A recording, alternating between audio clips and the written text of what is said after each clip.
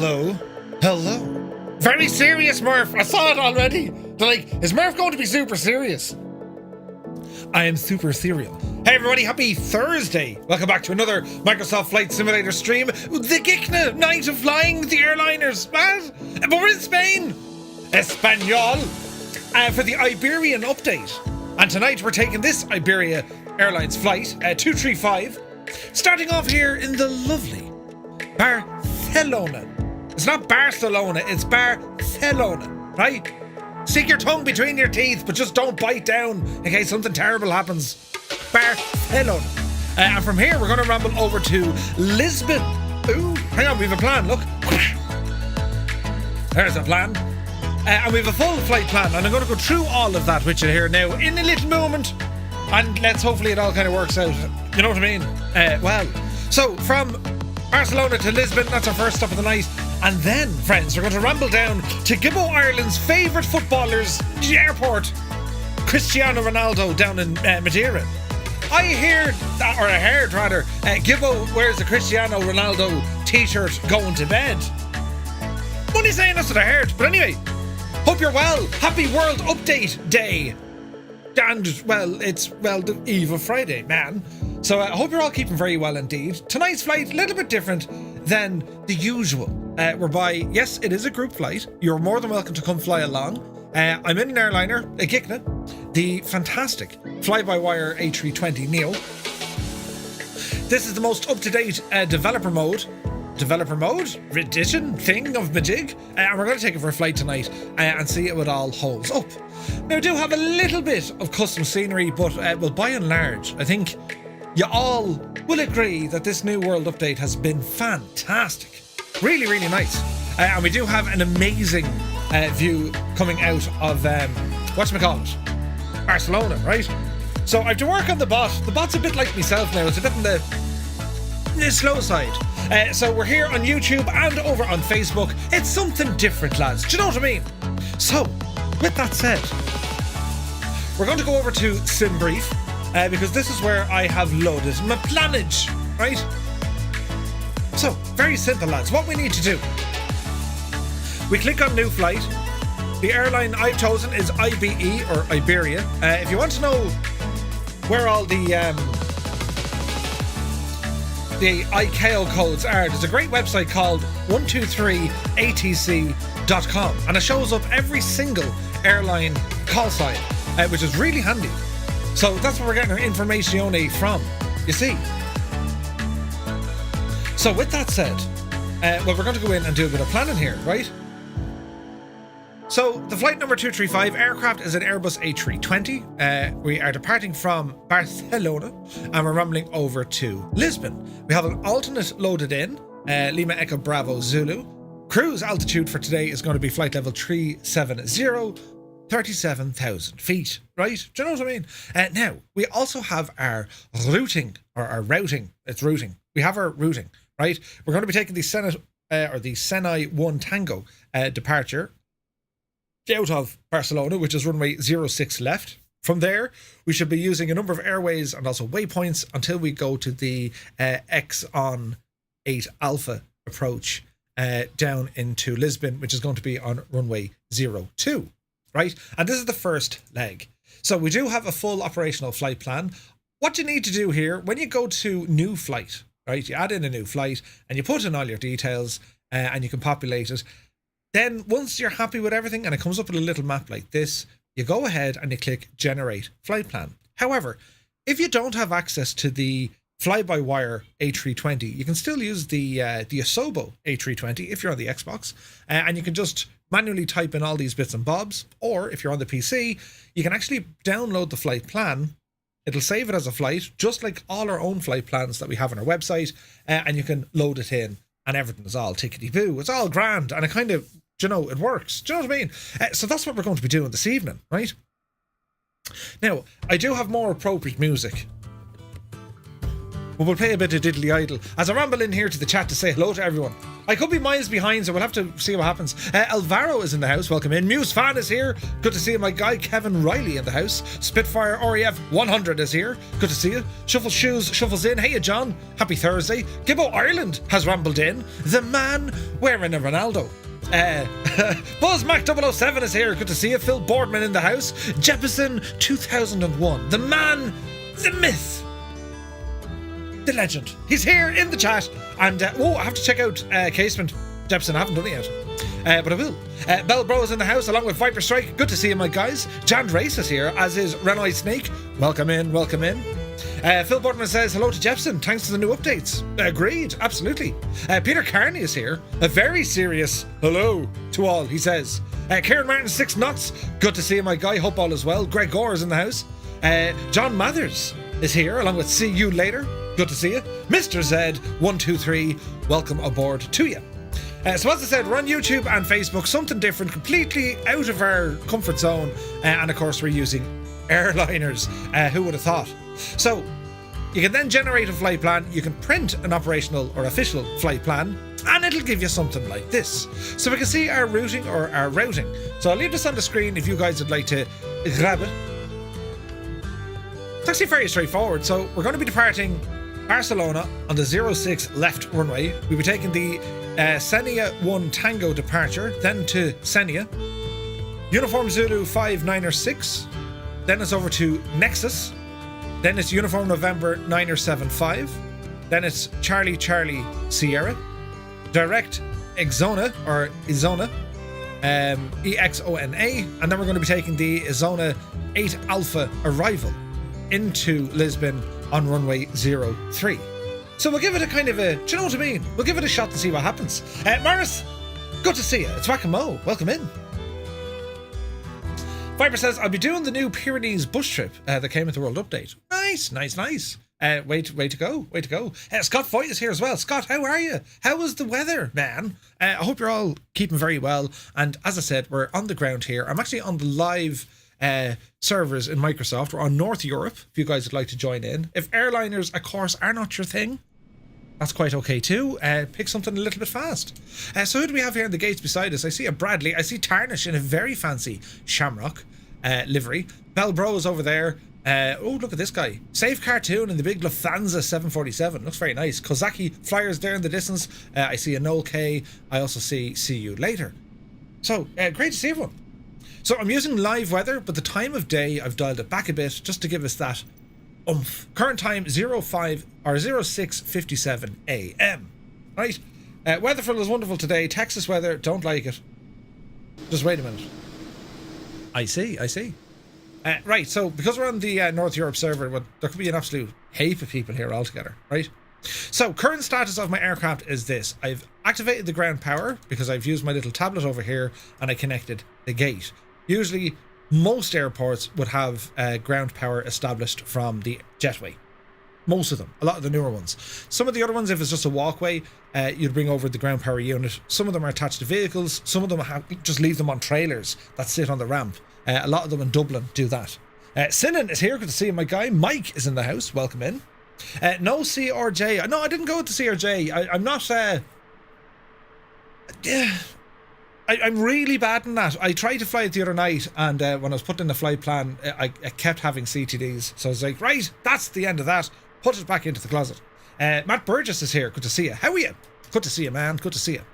So what we're going to do, because I have everything integrated with SimBrief, but there's a couple of extra bits and bobs we can do. First and foremost, this is important. You need charts. If you're going to be flying IFR, you need charts. I don't need no charts, ma merge. You need charts, right? So all you need to do, you can load in a flight and it'll automatically connect to your SimBrief. You just need to make sure everything can talk and listen to each other.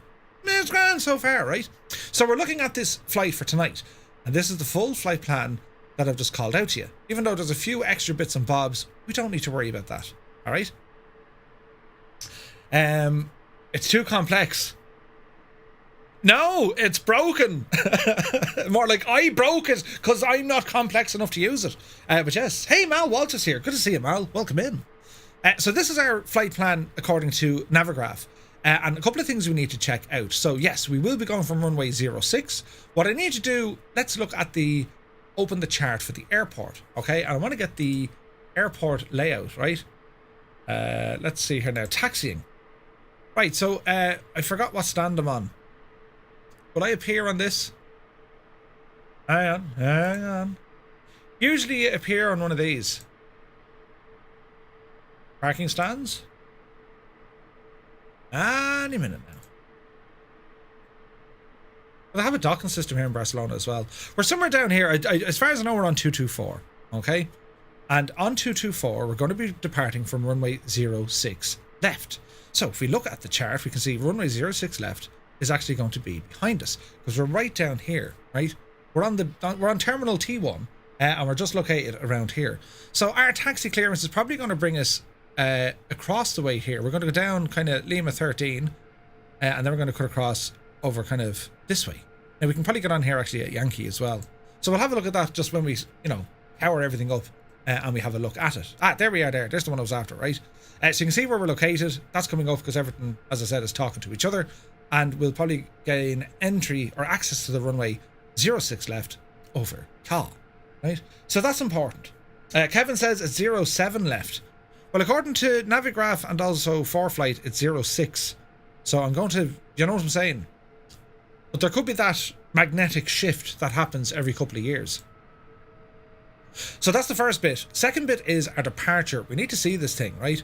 So our departure here is going to be 06 left. On takeoff, we're going to be climbing through 500 feet, maximum 200 knots during our turn. Then we'll be climbing between 3,000 up to 8,000, somewhere in between it. And then we'll be turning on course 127. Then at Corva, it's 117 until we get down to around here. So I'm going to see how the autopilot kind of looks after this. We do have some restrictions. They tend to put these in kind of like a red or kind of a weird thing. The paint on the runway says 07. That's okay. See you later says, are we using ATC? No, not for tonight. Although in saying that, did I see if Atsum come online? I haven't registered a flight, but we'll see how we go. Speed, there is a speed restriction of a maximum of 250 knots below 10,000 feet. So we need to watch that. And we also know we have a speed restriction up here of 200 knots. So we need to be careful of that. So once we get down to Senia, we're back on our flight plan and away we go. We'll be expecting then we can climb to our cruise and so on and so forth. Now, give us an idea of our arrival into Lisbon. We're taking in the Exona or Exxon 8 Alpha. So we're going to be having a look here. Speed, max 280 between 24,500 feet and 10,000 feet. So we've got to watch our speed. We will have a decel coming in here. Then we're going to be slowly but surely descending. 220 knots at 4,000. We maintain 4,000 coming in. Then it's down to 180 knots. And then we're going to get our clearance limit. We'll be cleared all the way in. That's coming into a place called Hezex. And that's where we're going to be landing. All right. And our runway is going to be 03. So we roughly have an idea. This is going to be a lovely approach. We're going to come in over the city, turn right, and then straight in for a landing. Or at least that's the plan. So server views. I don't know why these aren't working. I need to update these. North Europe server. There we are. That's the ticket.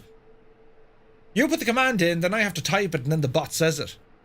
I love the science that I've applied to this. But anyway.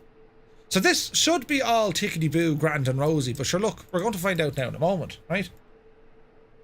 So we have an idea of where we're going and how we're getting there. Next up, we need to tell our airplane, well, what's to happen.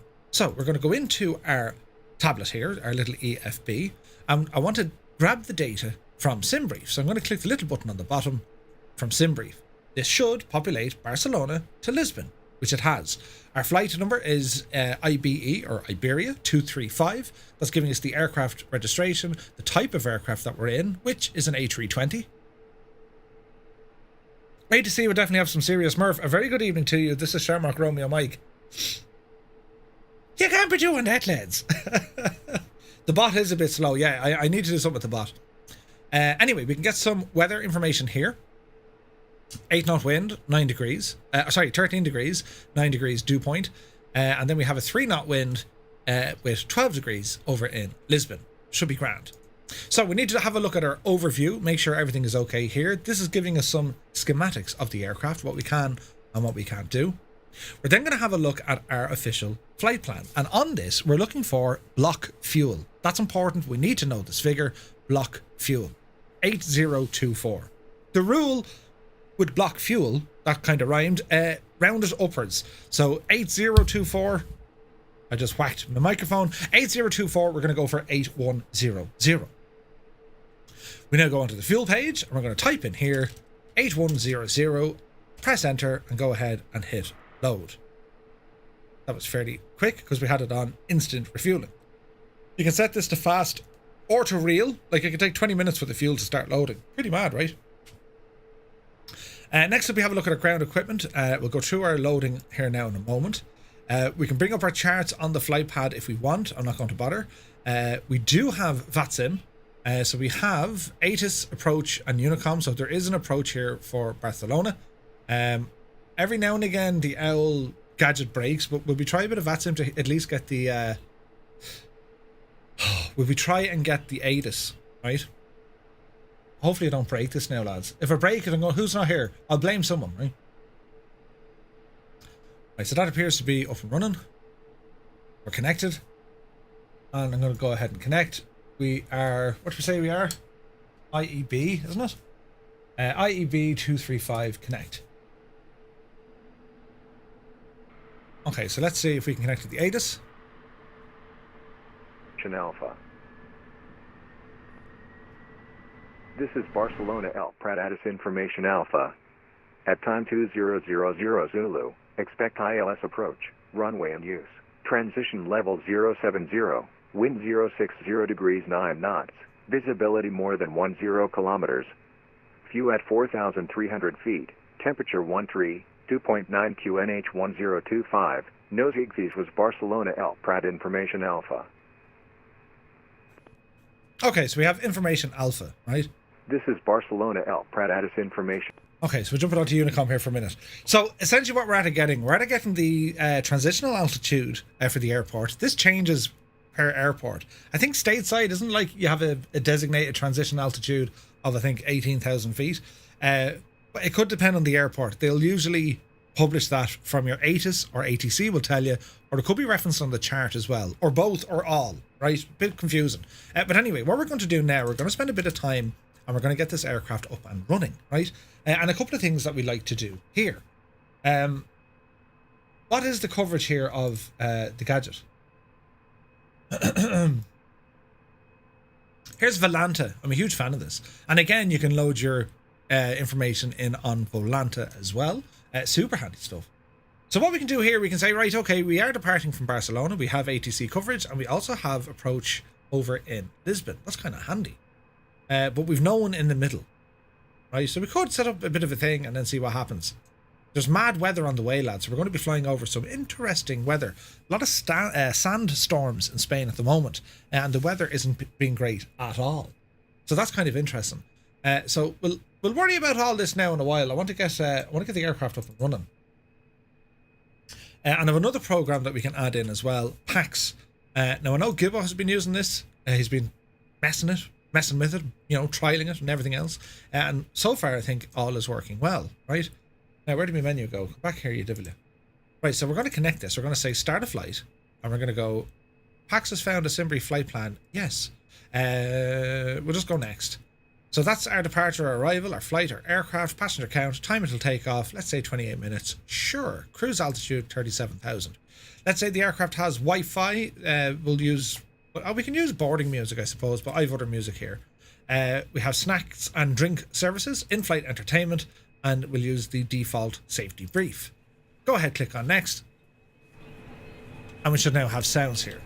So, moving back over to my little tabletini, we're going to go ahead and open the baggage and also the catering. If we jump outside, we can see the baggage and the catering doors open, and the aircraft is now going to start to be loaded. Really, really handy, isn't it? It's very sophisticated, lads. Jefferson says, no, Merv, that's what I don't want to hear. I know, right? I got an engine failure thanks to PAX. Mad weather? I'll show you mad weather, says Scott. Right, so the outside things are going to do the outside things. So, let's have a look up. Yeah. Current state of the aircraft, we're going to go through our flows. So we have external power on. Go ahead and arm emergency lighting. Working up the left-hand side, cruise supply we're going to activate. And we're going to put on ground control, and we're going to test the CVR. That's working. Grand. Moving up and along, we're going to arm the RDRs or turn them on. So we go nav 1, 2, and 3. They're all looking good. We can probably go ahead and turn on our fuel pumps now. All looking good. Everything else down here is looking good so far. Some lights. Let us go and get our nav and logo lights on. They're looking good. Go ahead and put our no smoking light. Have my dome light on just in case I need it. Integrated, or is it integrated lighting, or I don't know. I think it is. Anyway, all looks good there. So back down to our main panel, down to our FMS. Make this a little bit brighter. And we're going to go into our ATSU menu first. This is important. So into AOC menu. And the first thing we want to do is set up our initialization button. This is the first thing we need to do. So we want to bring this data request in, and that's going to pull it in from SimBrief. There we have it. Yes, yes. Very, very fancy indeed. Right? That's the first part. Now, we could go back and we could use something else. Oh, look, my Discord has stopped. That's interesting. Are we still live? I think we are. Discord is back. It's okay, lads. It's all grand. There's nothing to worry about. There's no panic. Anyway, so we're going to continue on with this, right? There's no one on Facebook. Ah, jeez. But come on over to Facebook. Great, over there. Yeah. We talk about things and faces. We talk about your face and put it in a book. I had this idea I could use Facebook. Anyway, what a sad, fleeting moment. Right, so what do we need to do? Initialization. Yes. So in our initialization, we can now init request. Init request is going to load in the flight plan. Boom. We is done. However, we have to put in our departure and we have to put in our arrival, our SID and our star. That must come hither too, right? So moving across, let's have a look. 0 fuel weight.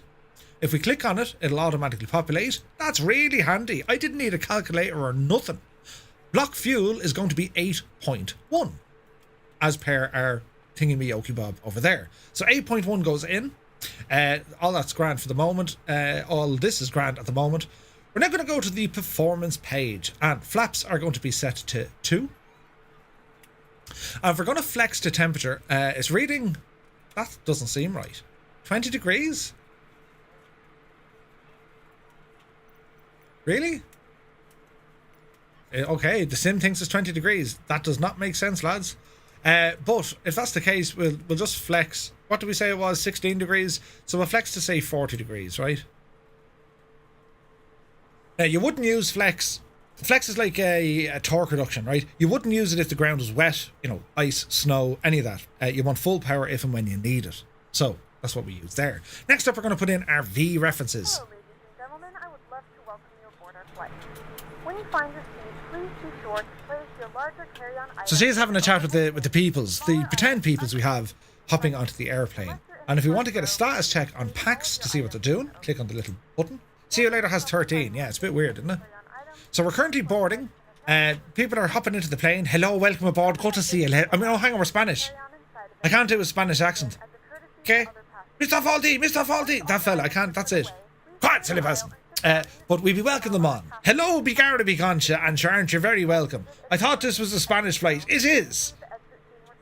We're in camouflage, or in, you know, we're dressing up. We're playing make-believe. But anyway, so we can see the people now starting to hop in, right? And, well, there's Pia Leon, right? Who's a female aged 30, travelling for business. And, well, she's happy, she's not hungry, she's somewhat thirsty and somewhat tired. And she's seated with her seatbelt on. This is fantastic, isn't it? And then if you go over there to, sure, look at German Ibanez, or Ibanez. That's a great name. He's a male. Oh, he's only a child. He's 11. God almighty, right. Diana Mitchell, 44. There's Diana now. Good girl yourself. Flight plan scrolling again. Oh, don't say that. Don't say. No, we're okay at the minute. Oh, don't say that, Bell, bro. If that happens, I'm going to, well, I don't know what I'm going to do. Anyway, so, bring up some light in here, Murph, will you? Yes. See, we need some lights. Light them up. Bring up all the lighting. Yes. So we're getting some lights down here to our little console, floodlights and integrated lighting. Just to call it intelligent lighting. Go ahead and arm the ground spoilers, and we're going to go back to our V speed. So V1, click, it's going to give us a speed of 121 knots. Rotate at 122, and then we're going to go V2 at 126. The transition altitude they gave us, according to information alpha, was 7,000 feet.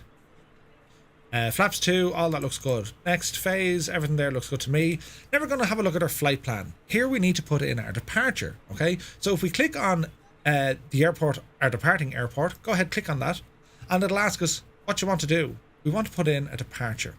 So we have to put in the runway first. So we're going to find 06 left, even though there's not. So it's 07 left. That's interesting. SIDs are none.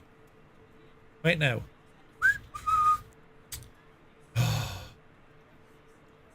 Oh, there could be something broken here, lads. Raise. Why is that now? Whose information is out of date or whose information is up to date?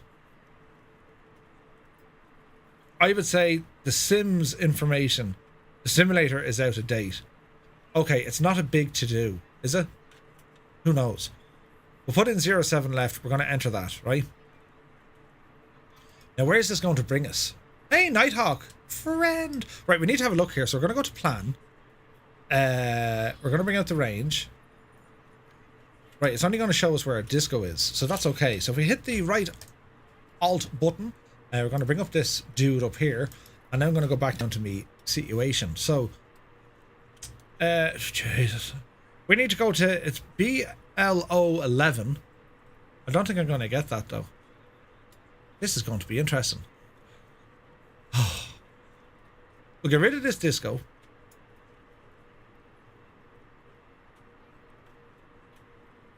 And then, yeah, right, it's kind of mad. We're going to have to hand fly this one, lads.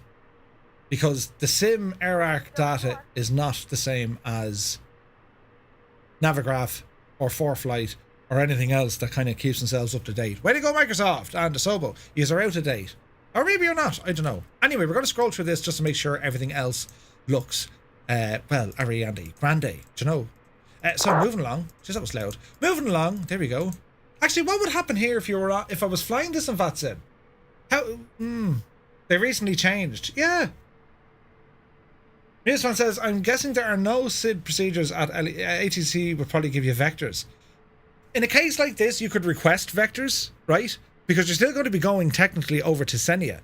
But, this is a bit of an issue. For example, the AirArc data on X-Plane and P3D is directly fed through the AirArc that comes through Navigraph. AirArc 2203 coming up, Barcelona parallel runways are about to be known as 06 instead of 07. Ah, Mikey, thank you. Well, there you are. So there's an update coming. ForeFlight and Navigraph already have the new data. FlightSim hasn't put it in yet. Give it a week. They tend to do an AirArc data update every second or third week, right? Anyway, it's not important. We're going to hand fly the official departure based on our flight plan and not necessarily our MAC-DO. So I'm grand here for the minute. However, we will now program our arrival into Lisbon. So same crack again. Click on Lisbon. What you want to do? I want an arrival. Okay, well, what is your arrival? It is going to be runway 03, and we'll go for the ILS. And our star is going to be the Exona 8 Alpha. There she be. That's the one. Insert. In you go, you big Jesse. Hit return. And now we'll have a look through the whole shooting shebang again. All looks well. I'm looking for any discontinuities. I like to call them discos. And we're good. 0 there. So our full arrival is planned in. We're going to have to fly our departure manually.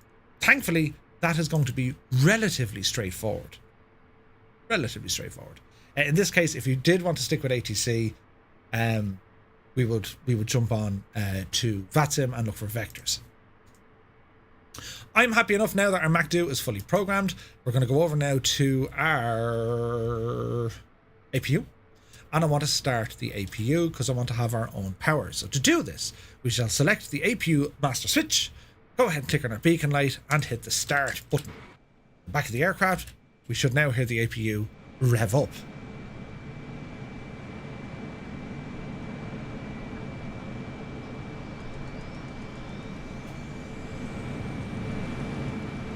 You can hear it ticking away there now.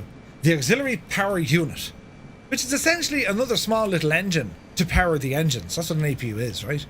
And we're connected to the gate. Once we get APU power, all is going to be wonderful. So we'll continue on setting up some things. We have our QNH set based on information alpha that we got from our METAR. The transition altitude here is 7,000 feet, and we'll probably put in a speed restriction because, well, I don't want it to break it. So we need to stick at a speed no more than 200. So we'll stick in 190. It's a target. No, it's a limit, not a target, right? So if you have a look at our APU status down here, the flap is open, we have N1 rotation, and we're waiting for our exhaust gas temperature to rise. There's something not right with the air temperatures on my sim. I could be breaking it elsewhere, I don't know. Musefan says, I have to say that Barcelona is looking absolutely epic with AIG running. Yeah, it's a super airport. Like this airport, this is a payware airport.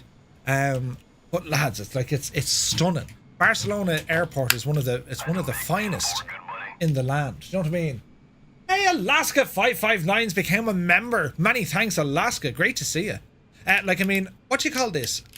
Concourse or just the terminal? Look at the state of it, lads. Isn't it stunning? It's done like an airplane, look. Or like, a Romulan warbird or a Klingon bird of prey. But it looks very fancy, doesn't it? So if you want to know where I got this scenery, I do have a link over on our Discord, by the way, if you want to ramble over there. And that's where it is. Speak of the devil, it just gave us a Discord link. That was weird. But anyway, this is the scenery of where we're at. And what I like about this, because the time of day, golden hour, everything's looking lovely. Well, that's runway 06 left where Kozaki is. He's going to be blasting off into the sunrise, right? And that's Barcelona over there. So we're actually going to be coming up over the city, which is brilliant. Look at the state of the tower here, lads. Look at the state of that. Isn't it very fancy? Very, very fancy. Right, so we'll jump back down here to a view. Because we'll be messing around with that view here now in a moment. And, well, APU is now up and running, and we're going to activate the APU bleed. I can hear the fans power up, so we're now on APU power. Let's just double check that. APU gen is giving us volts, bleed, and now if we go to our electrical system, we should see that the APU is giving us power. So we're going to turn off external power, and we're going to jump it over to the APU. External power off, and we're now getting all our power coming through the auxiliary power unit. That means we're getting ready to go. Now, quick check before we start rambling. We need to check on the doors, because don't forget we were having the cargo loaded and also our catering. So we're going to go over to this machine and we're going to say disconnect the jetway. Tally ho, Slánawalla, and many thanks.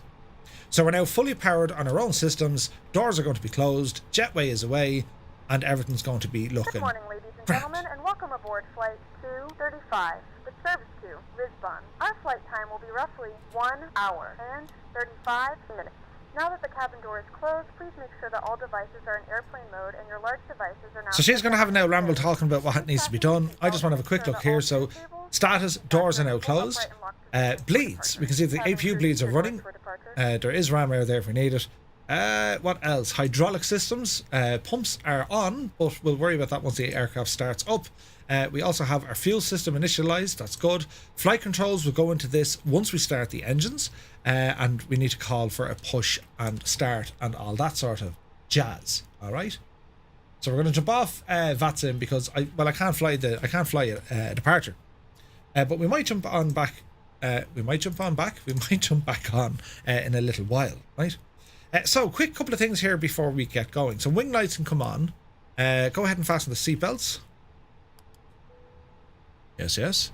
And, well, we'll also give an announcement there into the passengers to say hello, good night, and how are you getting on.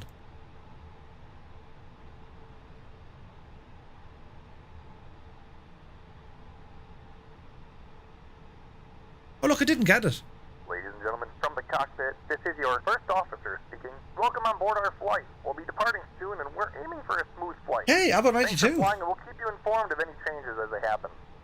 To be fair, it wouldn't have made sense if I went all kind of killing a scully on it. Do you know what I mean? I just want to say, lads, make sure you have your sun cream now. Your sun cream, because we don't want you coming out now like a pair of lobsters. Right, so I'm glad that we got to tidy that one up, lads. Next, we're going to go to our little squawk box down here. And we're going to put in an imaginary transponder now. 2541. Why not? We're on standby. We're on standby. That's grand. We don't need to worry about that until we start moving. All right. And I think that's pretty much it. Yes, it is. So we can go ahead and call for pushback. So where's me little dude here for pushback? Start pushback. He's going to connect to us. Then we're going to go for a engine start. Captain K. Peterkin. Hello, my friend. Welcome in. Many thanks for joining us here this evening. Happy Thursday. Hope you're keeping well. So we have our little pushback dude. And then we're going to get the aircraft into a state. We're going to start moving. All right. So we're going to, well, let's see. I'm going to manually push it back. So we're going to push back. And I want the nose to... nose right, I suppose. We can go over there with the bus. Or, no, we're going to go up and along. So it'll be nose to the left. All right. Nose left. So we're going to say reverse. Slow the speed. Park and brake off. We will start in the sequence. That fella, right? So here we go. We're going to go down to our ignition switch, turn to the right, and engine 2, light them up.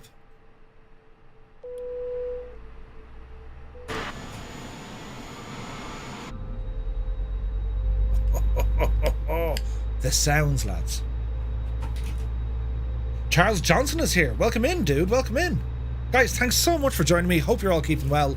And yeah, let's see what we can do with this flight. It could be carnage. I could break it. Lucas27 is here. How's it going, man? Welcome in. So we're getting a good start on the right. The upper portion of the buckle.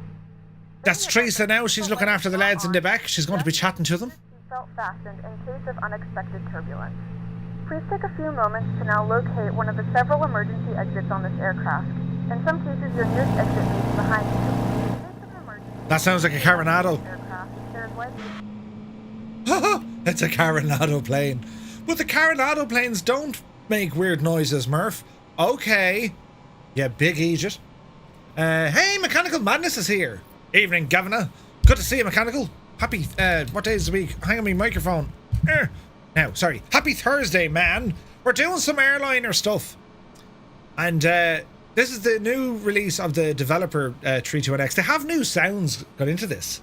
So it should be interesting to see what happens. The Gikna is here. Hello, the Gikna. Welcome in, my guy. Hope all is well. When instructed to do so, open the plastic pouch and remove the depth. We're using the new turboprop A320. Did you hear the noise? Right, so we need to jump over now to engine number 1. You can't hear the dog barking rather, because, well, you know.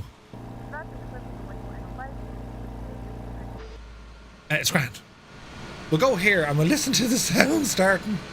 Do you see who we have as our co-pilot today? Autopilot. Hang on. Must be turned off and stowed at this time.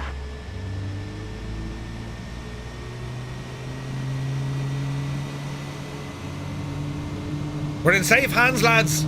We are in safe hands tonight.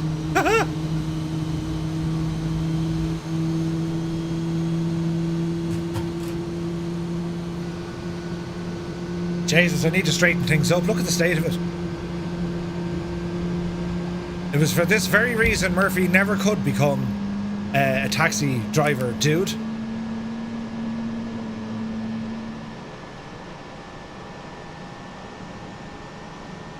Cooking some dinner, I'll be joining the fun. Nice.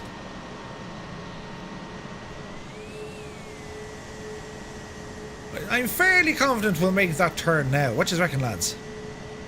It's a beautiful livery. This one I got, by the way, over on flightsim.to, if anyone's interested with it. So we're going to go ahead now and stop the pushback, apply the park and brake. That's a Carenado sound. I think it's hilarious. So he's going to go away. Good luck and thanks. Disconnect and farewell then. Now, a couple of things we need to do. We now have engines started. We're going to go to ignition to normal. Door is locked. Screens are a bit kind of low here. Can we turn them up a smidge? Yeah. Right, so a couple of things we need to do here now. So we can see park and brake is on. Lights are on up here. We're finished with our APU. Go ahead and kill that. Runway turn-off lights can come on.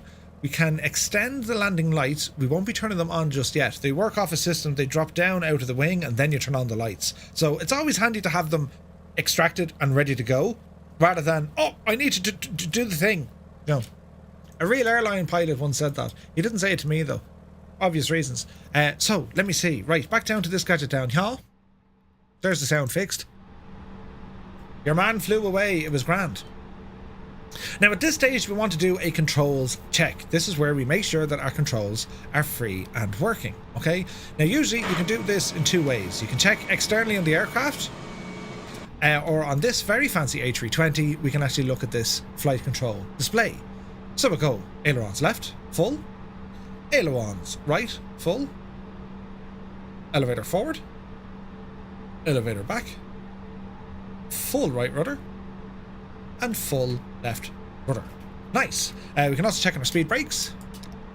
Full speed brakes. Go ahead and release. And we're going to go ahead and arm them. Now you'll see that the aircraft is following its own flows, right? So we're prepared for takeoff. Thanks very much. We're prepared for takeoff. It goes through all these things automatically. So it's now saying, right, your takeoff checklist has now appeared because you have to follow a flow, yeah?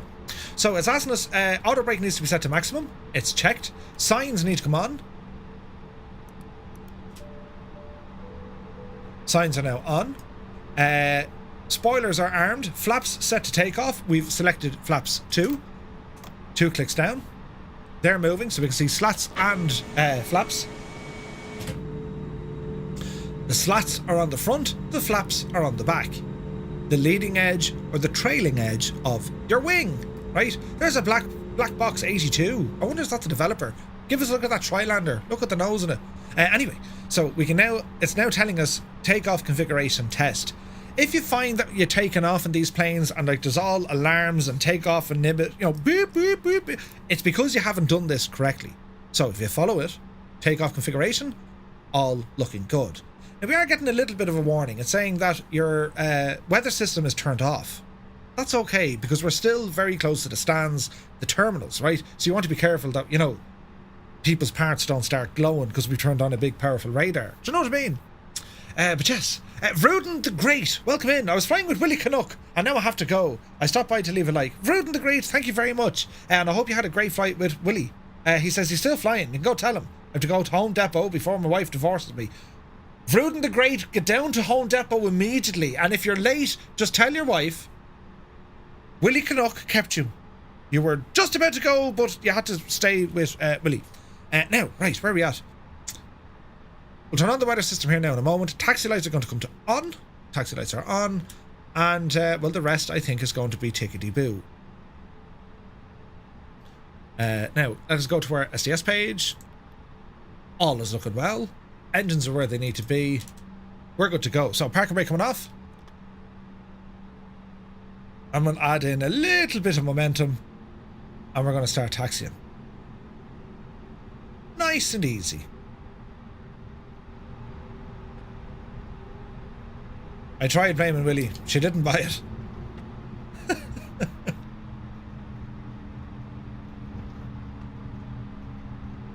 Okay, this is actually a relatively straightforward taxi here. Hey, look at this guy. Mikey Ozzy coming in. Whoa, look at the rotate on that. Flare. That's like a 1970s flare. Cue up the yard. It was a go-around. So, oh, this is nice. Look, we got a lot of people flying here. This is awesome. So I'm going to take the very last turn here. Out to the left.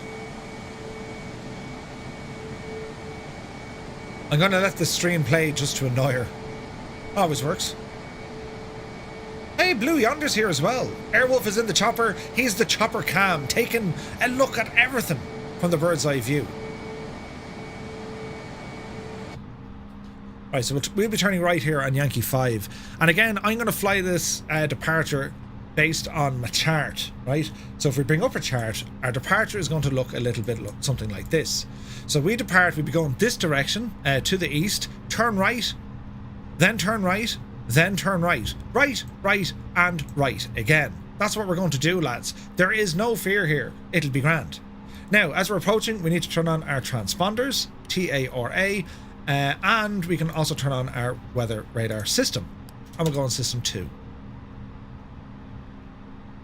Alright. I nearly missed me turn there with all the excitement, look. So, Kozaki Flyer's ahead of us. We're going to allow him to depart. We're going to hold short of runway 06, even though it says 07. There goes Kozaki. He's a rolling. We'll just hold here. Expected departure from our passengers is another 2 minutes. All is looking well. Go ahead and put our strobes on. Should have had them on auto. Landing lights are now on. Nose light onto takeoff. Everything here is looking good. We want to be very fancy. We can let the cabin know we mean it this time. We're absolutely going. Go ahead and turn on. Start the clock. Start the clock, please. And let's see what's going to happen here. I need to behave myself, right? So fingers crossed it all goes well. So we're going to say we're now clear to take off. Making sure there's no one on the threshold. And well, hopefully, let's see what happens. So we've just entered runway 06. Left, we have 2,926 meters remaining. So we've loads and loads and loads of runway here. I didn't see it. Jesus, where is all going? That's terribly dangerous. So get ourselves lined up here. It's a beautiful morning here in Barcelona, and when we depart, watch the speed. Don't let it get over 200. So we're going to aim for 190. Alan Gold has liked the stream. How are you, Goldie? What's the story, me old flower? Right, so what we're going to do on takeoff, even though our MacDo is telling us we need to go the other way, it's grand. We need to go to the right. So I'm going to use a little ForeFlight down here in front of me. Well, I'm using this. I'm going to use this as my visual reference. So I'm going to take off, turn right, right, and right, until we get down as far as Senia. Then we'll jump back over to the MacDo, because it should know what the story is. Right, lads. This will either be great or really great. LS can come on, put our constraints in here so we can see what the doohickey we're doing. Godspeed. Right, here we go. We ready? Bit of volume. So, power to 50.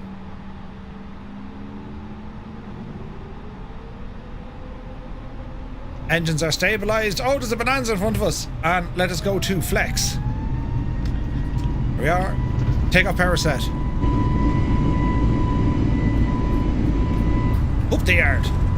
Airspeed alive. There's 100 knots. V1. Rotate.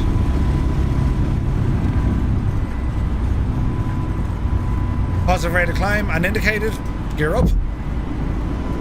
Watch your speed.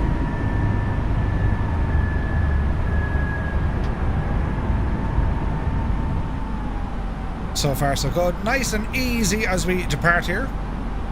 Remember, we have a speed restriction of 200 knots, so we've got to be very careful. Go ahead and bring to flaps 1.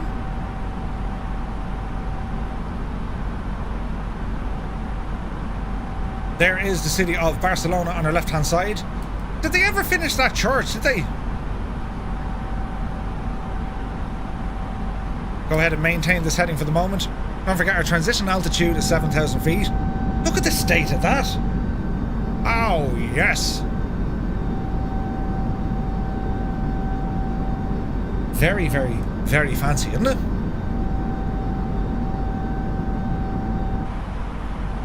So we're coming up on 200 knots. We're still climbing. All is looking well. And we're going to be making a right turn here very, very shortly indeed. Cheers.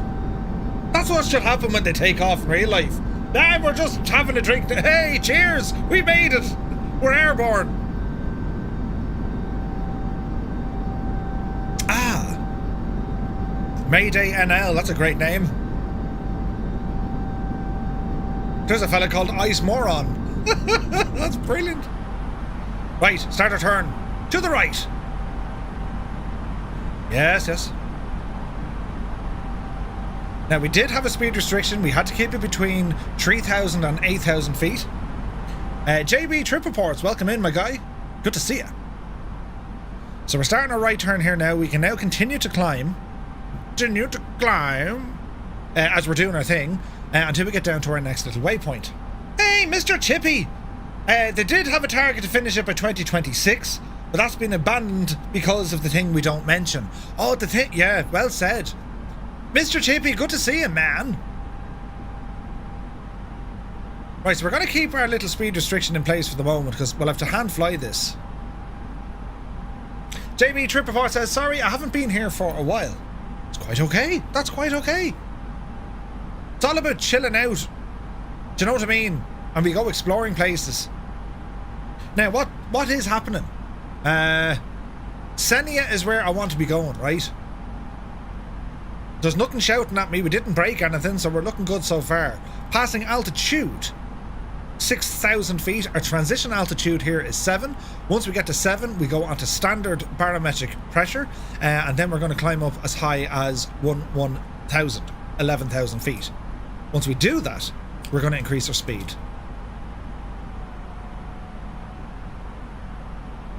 The scrolling bug flick. Yeah, I think it is. So far anyway. Don't mention the war. Do you know what I mean?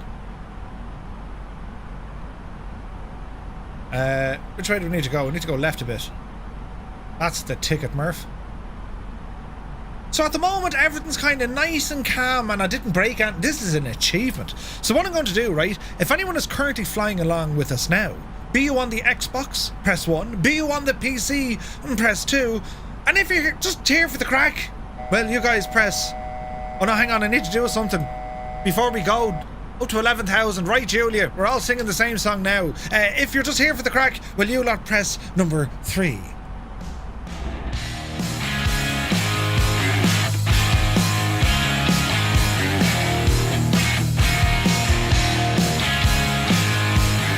Hello, Fireflies. Welcome to the Flying Circus. We live stream every Monday, Wednesday, Friday, 2000 Zulu time over on Twitch, and then every Thursday at 2000 Zulu right here on the Tube of You and the Book of Face.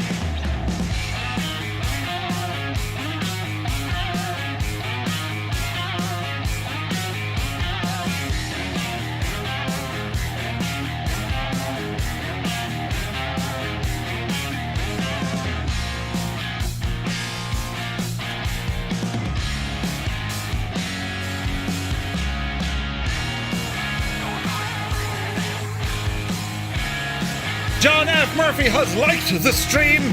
And yourself, John. We have autopilot flying us. Everything's going to be grand.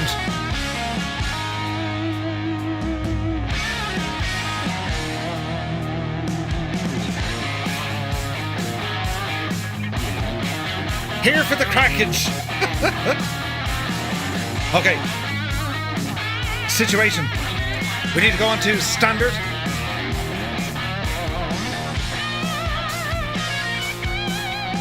We will have a right turn to make here shortly. Coming up on altitude 10,000 feet. Turn off our landing lights.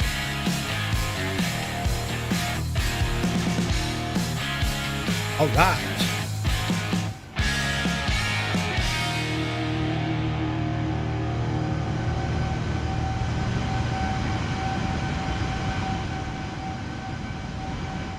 Ireland says it takes it longer to get a general aviation aircraft into the air. Yeah, but sure, you need to come here to me. What time is it actually? Oh, Jesus, look at that. We got up fairly quick, didn't we? Here's a guy who thinks he knows what he's doing. Right, 11,000 feet. Ramble that up now, up to 18,000, and we're going to do another right-hand turn. I'm keeping my speed somewhat slow. I have retracted our flaps, and we can now disarm our ground spoilers. We don't need them now. So we're on level climb. I'm looking after everything myself until we make our next right-hand turn. And if I bring up me foreflight, whoosh, that fella, well, we're going to be hanging a right here now in a moment. You see, it's all fierce exciting. Do you know? Can you control yourselves? I don't know. So right-hand turn coming up. Are we ready? This is exciting. Oh, there she goes. We're turning very slowly. Horse it in there, Murph. That's the ticket right there. External view, internal view. Look at the views here, look. Isn't this lovely now, right? How immersive. Why don't we tell people there's something interesting out there? Look, listen. Public address. point of interest. You ready? From the flight deck, this is your first officer speaking. Take a peek outside your window this morning and take in the view we have right here. Take in the view we have. The view of the big blue. We need to turn more, Murphy. Yes, turn it more. Now, once I'm over this neck of the woods, I'm actually going to go direct to Senia, because once we make this right turn, we're pretty much on the pig's back. Do you know what I mean? How are you doing so far? Are you keeping up? Keeping up with the Murph. We're doing well. Just look at the bank angle here. You'd feel this, wouldn't you? You'd be all smudged up against the window.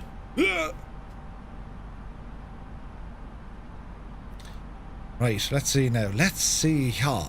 Continue our turn. Yes.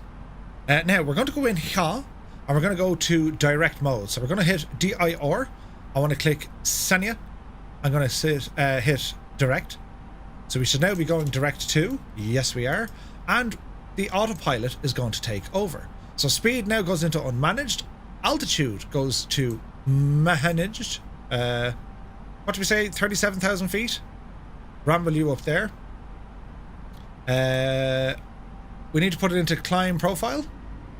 Auto throttle is now engaged, so the aircraft is going to look after its own speed. Where in the name of God Almighty is it taking us?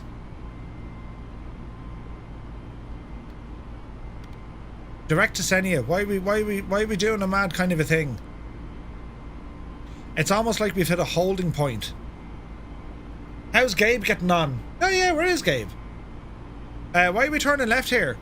Oh look, heading, you big Egypt Shh, it's fine, it's not our fuel anyway. Do you know what I mean? It's not our fuel. The Spanish will be going nuts. What's a Spanish word for going nuts? El nutto. Or el, I'm bleeding nuts or something. Do you know what I mean? Hose A and Hose B. Two great lads. Right, I'm after fixing it, lads. All is well in the realm. We fixed it. We were on heading mode, but I turned it off. All is well. Oh, I have a distraction. Hang on, I have a bit of Spanish music here. I made this myself. I played it on the spoons this morning. You know what I mean?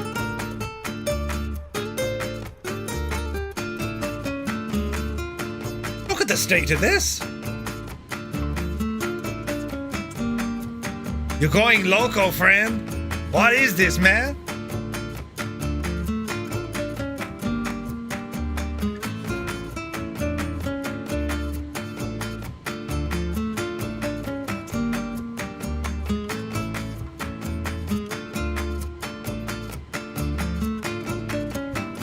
We'll just pretend that ATC gave us, you know what I mean? Ramble out there now, you be grand. There's a big fish. L-fish. L-fishy. There you go.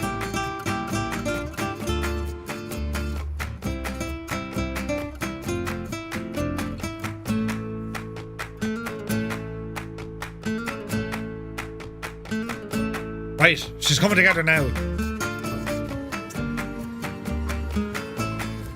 Where are we going? We're in Spain. Well, we're over the sea. There's Barcelona. Then we're going to Portugal, over to Lisbon. Ah, Brian Gibson, like the stream. Many thanks, Brian.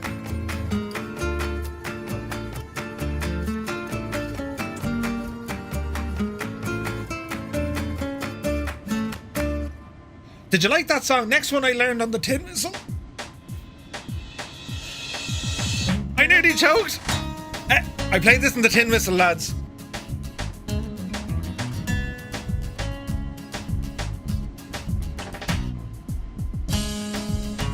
Do you ever think, you know the song Macarena? And it was your one singing, you know. You know your one who was singing, your one called Macarena. You had the two lads, El Loso, them fellas. You know, you know them lads, right? Right. Remember she started singing about her boyfriend? The man whose name is Riccarino or Micarino, whatever his name was. This song is his response to hers. Right? Oh yeah, Macarena, look at the head in you. You sang a song about your man. And yeah, you dance with your eyebrows with this one.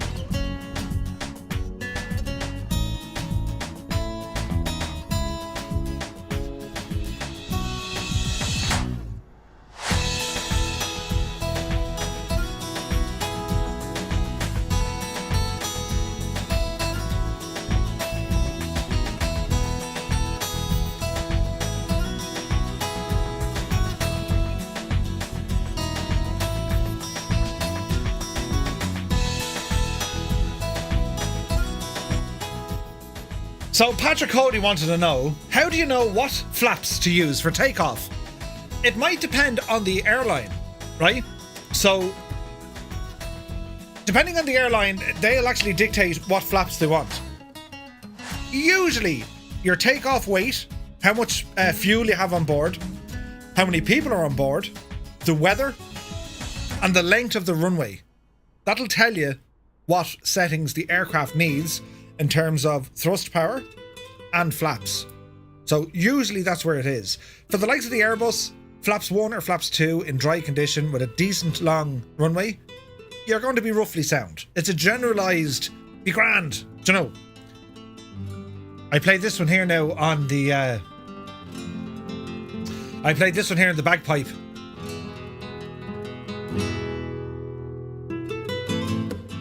Note I said bagpipe and not pipes. Someone needs to send me a sombrero, and I need to grow like a proper mustache. A handlebar mustache. You know, you do the whole thing with the hat and you look up and it's just a pair of eyes. You know. Anyway. How are we getting on? So, quick check. We are now direct to Senia. All is looking well. Look at our altitude. We're coming up on 30,000 feet. Our passengers are very satisfied. Let's go in and have a look at them. So far so good. We have our flight attendants doing the Macarena up and down the aisles.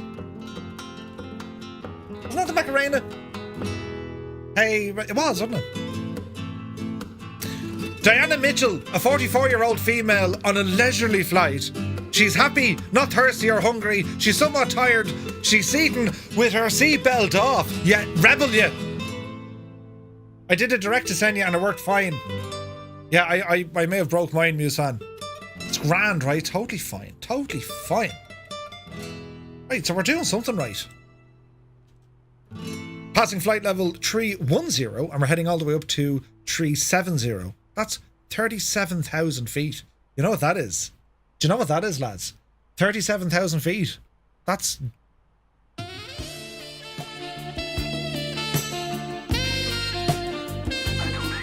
anyway, what was that? Someone did a thing.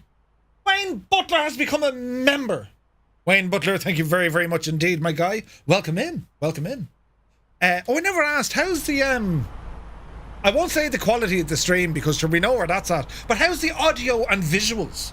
Do you know, does it at least look and sound like every other stream? Don't mind this, Egypt. Do you know, is everything else working the way it should? I should have asked you that earlier on. Keane Arthur is here. How are you, Keane?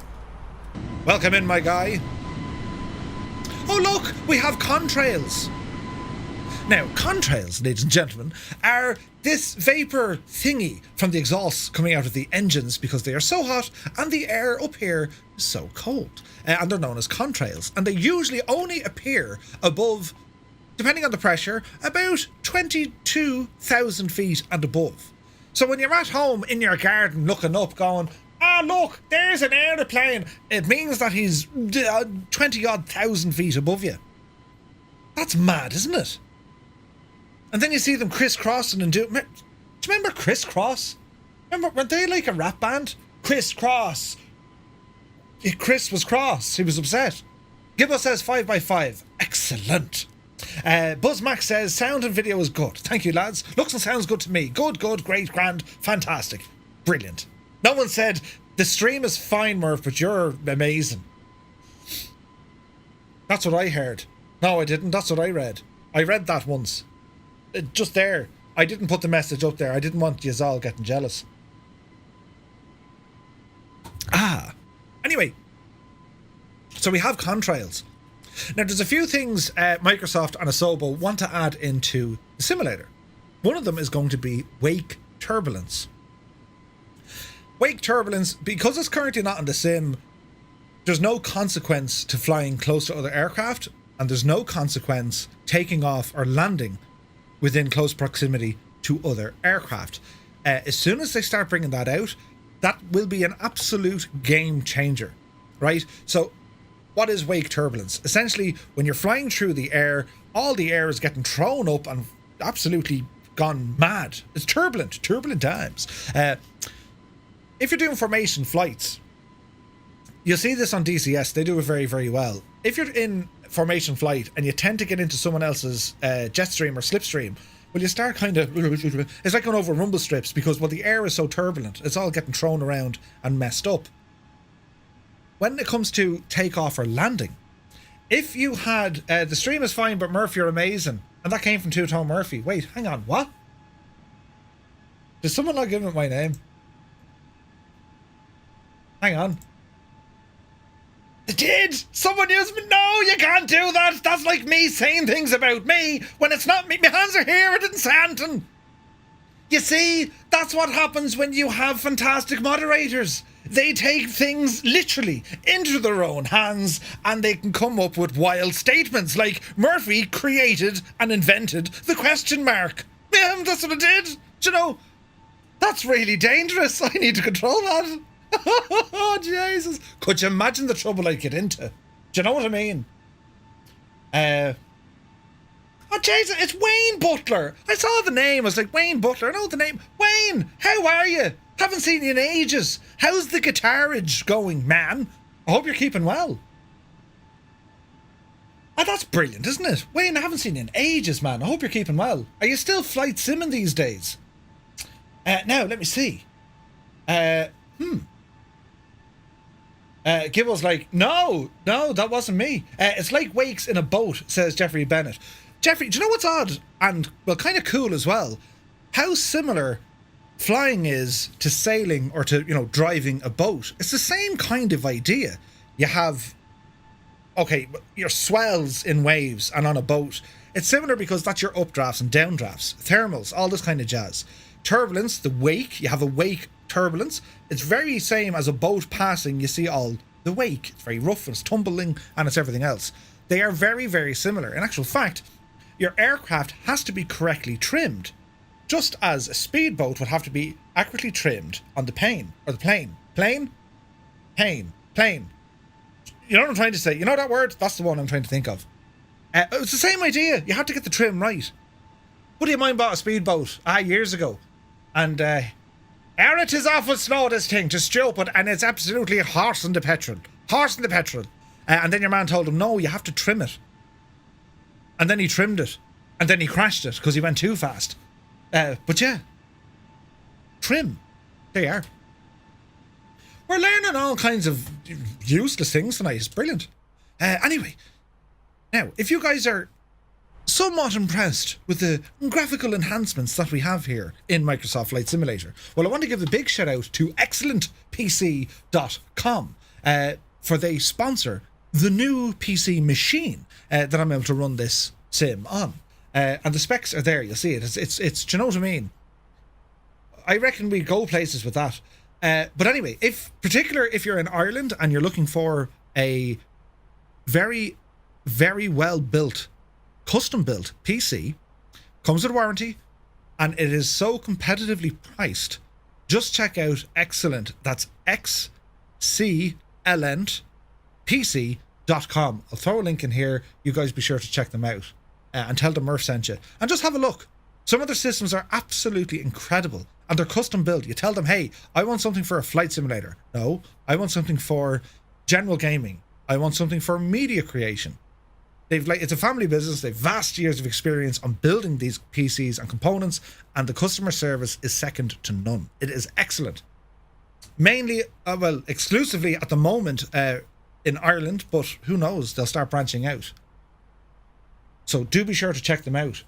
I wonder, can me bot do that? Gabe says, I looked on the site, a lot of out of stock. That's either a good thing or a bad thing. Do you know what I mean? Who put a boat on the plane? I'm on a boat. Scott says, both of them you throw lots of money into. Absolutely. Brothers, etc. Yeah, Jeffrey, that's it. Gibbo, you absolute legend. There's the link there, you'll see it. Now, what is the current situation of things on my aeroplane? Is today the last day for the landing challenges? Viper, what we might do, because I know FSA were, I'm boatless. Oh, Jesus. I'm boatless. FSA, we're a little bit slow on the uptake, so we'll probably let it run on until early next week. Maybe Monday night will be the last one. Viper's like, no, I'm in the lead. End it now. But don't worry. I think your score is fairly safe at that. Right, so quick check here on our plan. So we can bring our range in. If you look up here, right, we have a couple of things that will affect our screen. So if we right ALT button and click on the mouse, it'll appear a screen and it'll pop it out, right? So we'll keep that up here for the moment. And, well, we can do a bit of messing here now with our, we have our PFD and our MFD. So we can say, right, I want to see the arc. I like flying in arc mode. The reason being is when the aircraft turns, the map turns. If you just go to nav, it'll kind of keep you in this direction. You can go VOR or you can go LS. I go arc, right? Mode change. We can also change the range of the aircraft system. So we can see, right, at 160 nautical miles, that's where these waypoints are.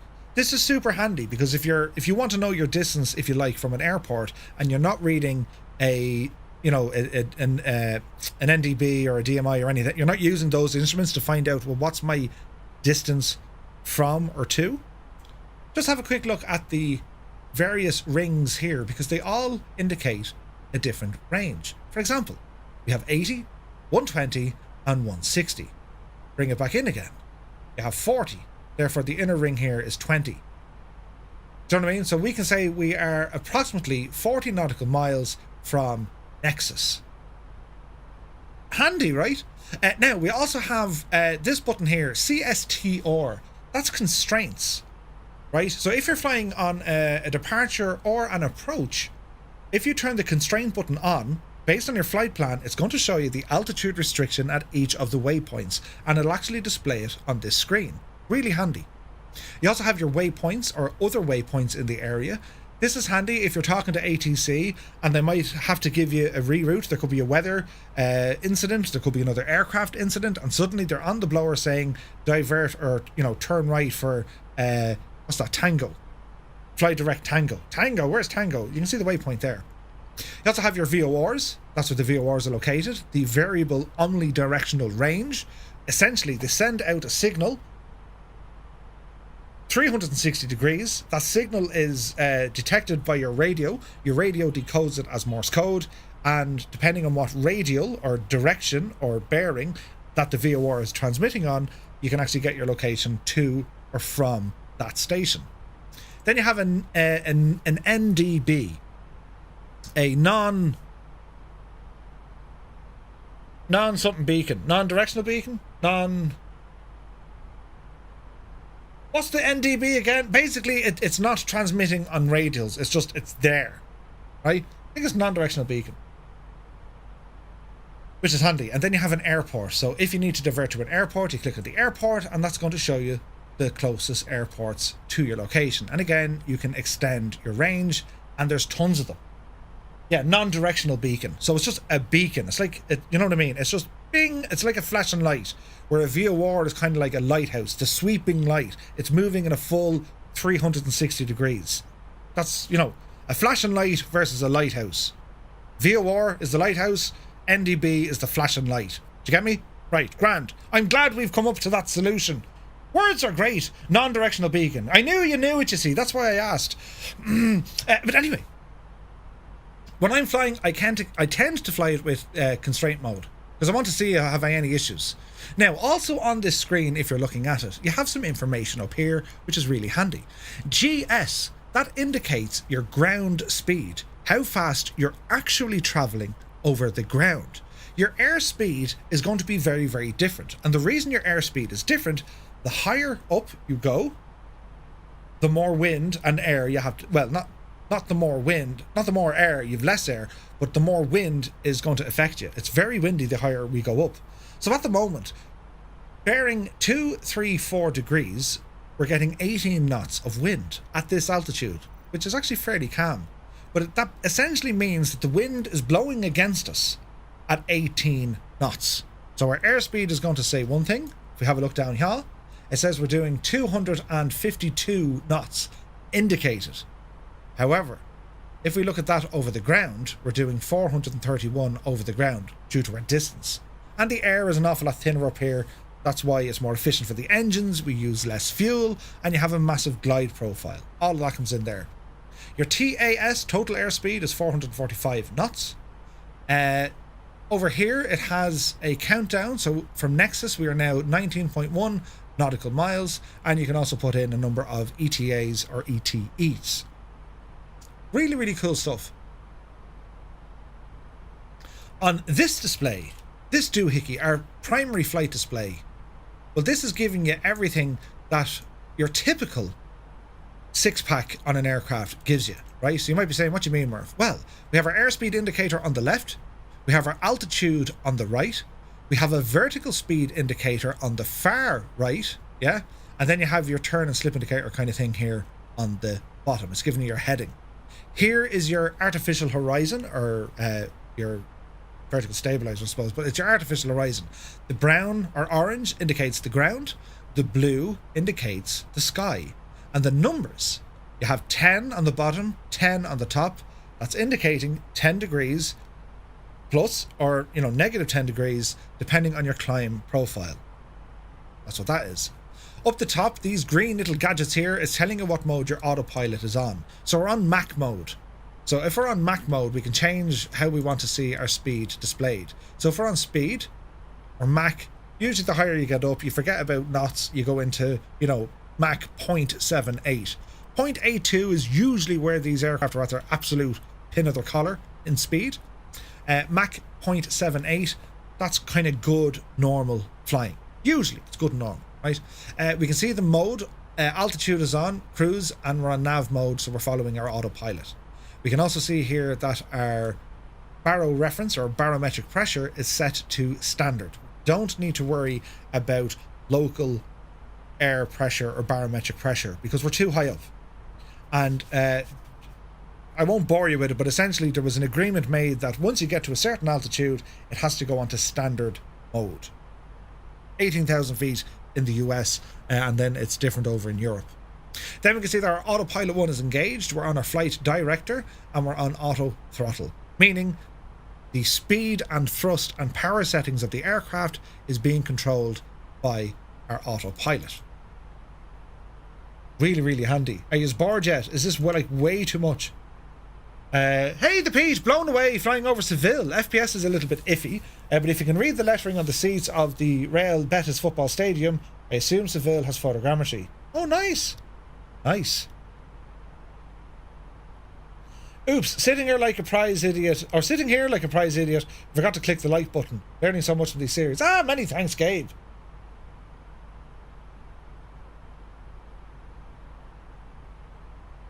Many thanks. Now, let me see. So there's a couple of other things we can set. Like, we know where we're at with the fuel. We know where we're at with our altitude, and we know where we're at with our flight plan. We're currently now cruising at 37,000 feet, and we're pretty much over the middle of, we're nearly at the middle of Spain. If we're bringing ForeFlight, this is going to give us a little map here. We can see where we currently are. We can zoom in. So where are we at here now? Where's that? I can see Toledo, Madrid. We're kind of coming through the middle of Spain. Hey, here's one for you. Madrid has an M50 and an M7. I know because I drove it. I'm just on the M50 here in Madrid. In your face, people living in Ireland and not in Spain during the time. Do you know? Now, moving along, we can check on some of our internal systems here as well. So we can now see that the air temperature outside, -31. Inside air temperature is -1. If we want to go to our air conditioning, so the cockpit is a steady 24 degrees Celsius. The cabin at the front is 24 degrees, and the cabin in the rear is 24 degrees. I'm going to lower it a smidgen. So all you need to do, if you go to your overhead, we can lower the cockpit a good bit, and we'll lower the cabin a little bit. When we have a look at that, because the air system, the air conditioning system, it's working off its own kind of high or low mode, right? So you have blowers, and you have they're kind of like bleed switches. It's an automatic setting in the aircraft. It's automatic. You don't need to worry about it. And it tends to go on a high pressure bleed. So your air conditioning is all this panel here. You have pack 1 and you have pack 2. Your engine bleeds can do it. Then you have ram air and you have all that jazz. But I'm going to lower the temperature down a little bit. Because I want to see, does this actually have an impact on my passengers? So I've set this now to 23, 23, 23. Bring it down a bit further. It'd be interesting now if the passengers on packs turn around and say, "It's only freezing." So we can see that starting to drop there now. Hey, Dana Murphy's here. Good to see you. Ah, a tasty beverage is had on a Thursday night. Dingle Gin and Shock Suez. Jason, the bin is actually far away this time. Landed it. Right. So we're bringing down the temperature to see what happens. This is called a MACD, or we know it as like the flight management system. Basically, the flight computer, right? And there's a couple of bits and bobs we can do with this using this particular aircraft, which is from FlyByWire. So if we wanted, we can find out what the weather is going to be down in Lisbon. Now we can check it out using our charts. You know, we can check it out using our EFB tablet gadget over here, right? But if we want to be very fancy, on the aircraft up at the front is a teeny tiny little printer. That's a little printer. Why don't we print off the weather, right? So to do that, we're going to go into our MACD menu. We're going to go to our ATSU, and we're going to go to the AOC menu. What we want to do is a WX. That's the short code for weather. WX. Passengers is PX or PAX. PAX. They're known as PAX. So wherever you see PAX. PAX is the Latin word for way, so I don't know why. Anyway, that's not important. Anyway, we want the weather request, so we're going to click on that. And we can say, right, what airports would you like on this METAR report? Terminal Information Report. Well, Terminal Automated Report. Anyway, LPPT, that is the one for Lisbon. Now, we can put in Dublin here for the crack as well, will we? Echo India Delta Whiskey, that is the ICAO code for Dublin. Go ahead and stick that in, and we're going to send. Sending. Sent. So we now wait, and we should get a little notification on my little screen here to state message received. Or company message. Company message. See the light come on there? So we've just received a company message. And this sort of communication doesn't necessarily have to be for wedding or weather. It could be a change to a flight plan. It could be, well, it could be anything. If you watch Die Hard 2, they kind of transmitted on another signal, and it was used for like data. Same idea. Anyway, we're going to go down here now and say, right, where's me message, Finton? So go back to our menu. We look at our weather messages received or messages sent. Let's click on the received messages. And it's telling us we've received one from VATSIM and METAR. Go ahead and click it, and we're going to print it. So by printing it, there she be printing out of our little machine. Very, very fancy. And what we can do with this, once it stops printing, if we click on it, it places it right here. And if we go in now and have a little gawk at this METAR report, well, let's see if we can read it. So the top one is Echo India Delta Whiskey. That's Dublin. So it's on the 24th day, time 2100 Zulu. It is the 24th of March. 2100 Zulu was 25 minutes ago. So it's going to say the winds live in Dublin are 350 degrees at 4 knots. There's a 4 knot wind, and a knot is about 1.1 miles. It's about kind of 6 mile an hour winds coming in from the north. Kavok is there's no information on clouds or it's clear skies. Temperature in Celsius is 6 degrees, and the dew point, temperature in which water and all that jazz, is 5 degrees. And then our QNH is 1030 hectopascals. If you ever listen to like Met Aaron, you know, they'll say rising slowly or falling slowly. That's the pressure. That's giving you an idea what way the pressure's going. And it has NOSIG. That means no significant change. It's not going to change. There's no significant change for what it can see. So let's see, can we unravel the unravelable, which is the METAR. So this is the one for Lisbon. So again, we can say, right, Lisbon on the 24th day, that's today, at 2100 Zulu. Winds are coming in at 060 at 9 knots. So think of a 360 degree angle. 0 is at the top, 180 is at the bottom, 90 is to the right, and 270 is to your left. So a 06, yeah, it's coming in from the northeast. 9 knots, yeah, okay, bit of a breeze. Visibility. This next one means visibility. 8,000 meters. Is that right? Or 8 kilometers? Sorry, it's 8 kilometers. Yeah, 8,000 meters. Sky conditions, BKN. Any idea what BKN means? And 030. Can anyone hazard a guess?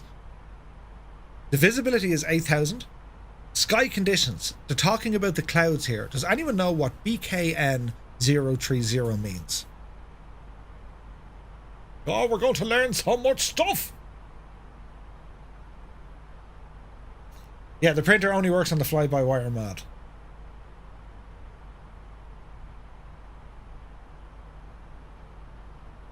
Jepson, straight in. BKN means broken. Broken. Cloud conditions with a broken. It's not overcast, it's not scattered, it's not a few, it's broken. So I know it's cloudy at 3,000 feet. That could be a challenge because, well, the visibility is not endless, you know, it's not a clear day, and there are clouds in the area. There's no other information here like RA. If I saw RA, it means it's raining. So that could add all sorts of craziness to me approach, right? Now, the next one is the temperature. It's 12 degrees Celsius, the dew point is 11, and our QNH is 1014 hectopascals. That's live information, which is the terminal area report. That's the current situation in Lisbon. We can also get what's called a TAF or a TAF. Now, how do we get that? Well, here's something I'm going to show you, which has been developed and designed by Naughty Gnome and Gibbo Ireland.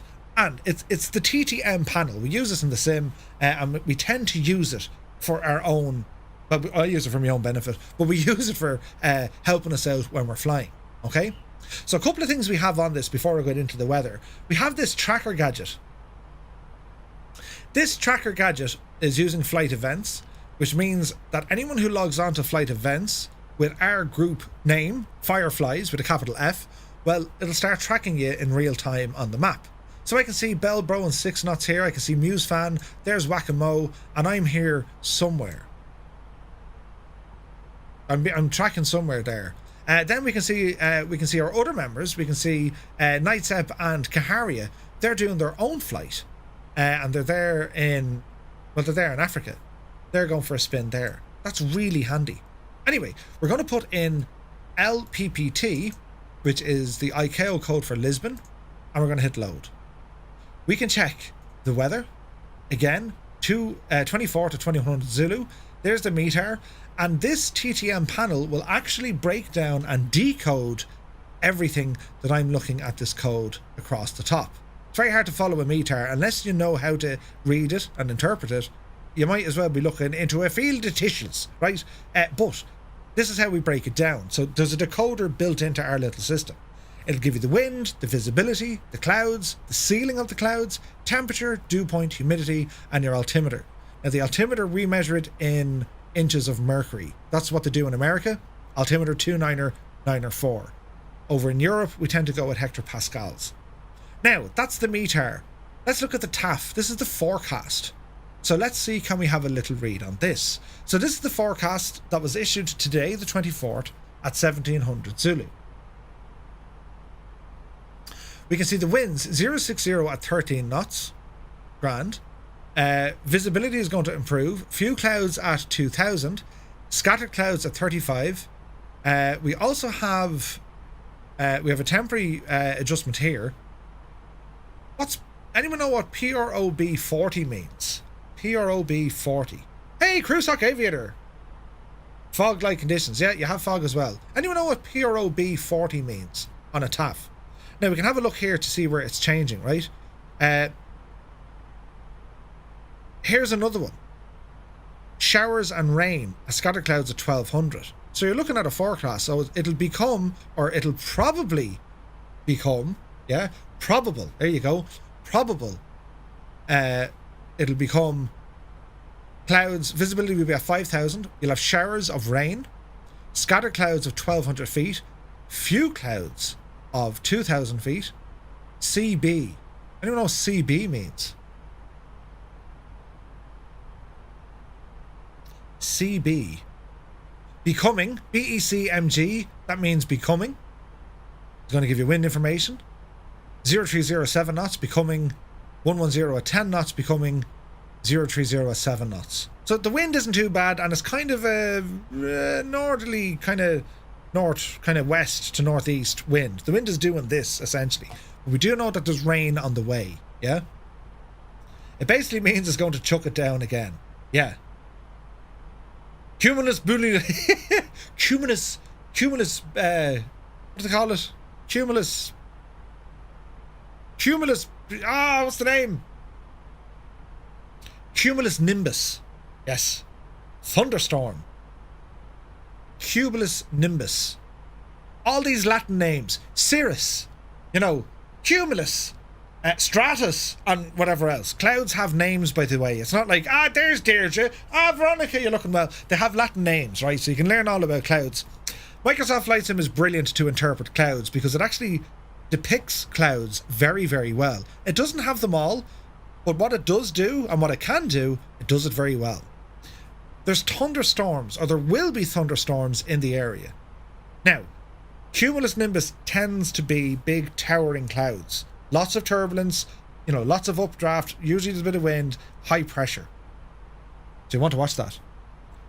Nimbus, or Nimbus, yeah, Nimbus or Nimbus. For your breakdown of how clouds are reported. Oh, good man, Scott. Look at that for one. So the EOAS, there's a concept there when it comes to meteorological cloud coverage. It's a full index. Scott, great find. Let's have a look. So save all these links, lads, because they really do help, right? So you can't see it now because my big head is in the way. So we'll do this, look. This is what we're after here. So you can see sky is clear, SKC. Few clouds, scattered, broken, overcast. Nice. But then it goes on further. Sky clear, few clouds with 2x8 coverage, scattered, 3x8 coverage, scattered 4x8, broken 5x8, broken 6x8, broken, few breaks between the clouds, so you can see that there's going to be different layers, and then overcast. OVC is an overcast day. Now it's always important we need to know what's ceiling. When does the cloud stop? What's the ceiling of this? Because if your clouds had a ceiling of like 8,000 feet, okay, anything above that, you're grand. You don't need to worry about icing conditions or rain or all that jazz. You're grand, right? Scott, this is a fantastic website. Fair play to you. There you go. Cloud not seen due to lower cloud. That's brilliant. And that's the thing as well. You need to know the different layers of what the clouds are doing. You could get a weather report to say, yeah, you know, there's 4,000 feet clouds scattered. But there could be overcast at 10,000 feet. There could be few clouds at 24,000 feet, and so on and so forth. You get the gist, yeah? That's an amazing link. I'm going to save that and drop it into somewhere. Flight sim stuff.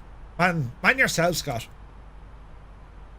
So all this information, if you want to grab it, it's in the TTM panel. That's free to download on our website, by the way. Just head over to twotonemurphy.com. You have to create an account. Just drop in your email. It's free. And you can have access to all our downloads. You download that file, you drop it into your community folder. That's it. You never need to touch it ever again. If there's an update, we push out the update live. You don't need to remove, take away, change. You leave it there. Genius. Naughty Gnome is a genius.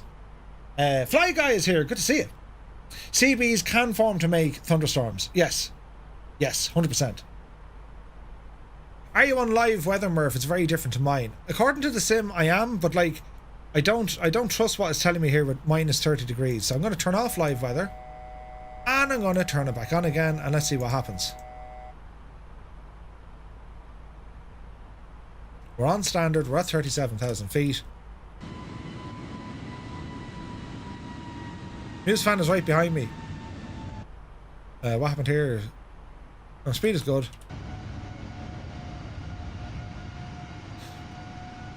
Yeah, I'm not quite sure, Muse. Like, it's kind of very clear, isn't it? And it's only giving me like really small little clouds here. Let's bring up Navigraph to see what my cloud should actually be doing here, shall we? Can I get weather on Navigraph? No. I'll bring up that's just weird looking. I'll bring up Volanta. So look, we're coming into a massive cell here, so there should be a ton of clouds and activity ahead of me. Your live weather gives you lots of clouds. Yeah, I don't know how the servers update or why they update, but that is kind of worrying. Live weather. Let's turn it off again. We'll cycle it and see what happens. Let's see what happens. Like, we should be flying over somewhere like absolutely pajamas now in a minute. Do you know what I mean? So checking out our systems, we're about halfway through. We can see then that we're going to be descending. We still have a little bit of the way to go. We're about 40 minutes out. And Madrid should be off out to our right hand side. This is all Madrid out here, by the way. Fantastic. Absolutely fantastic stuff.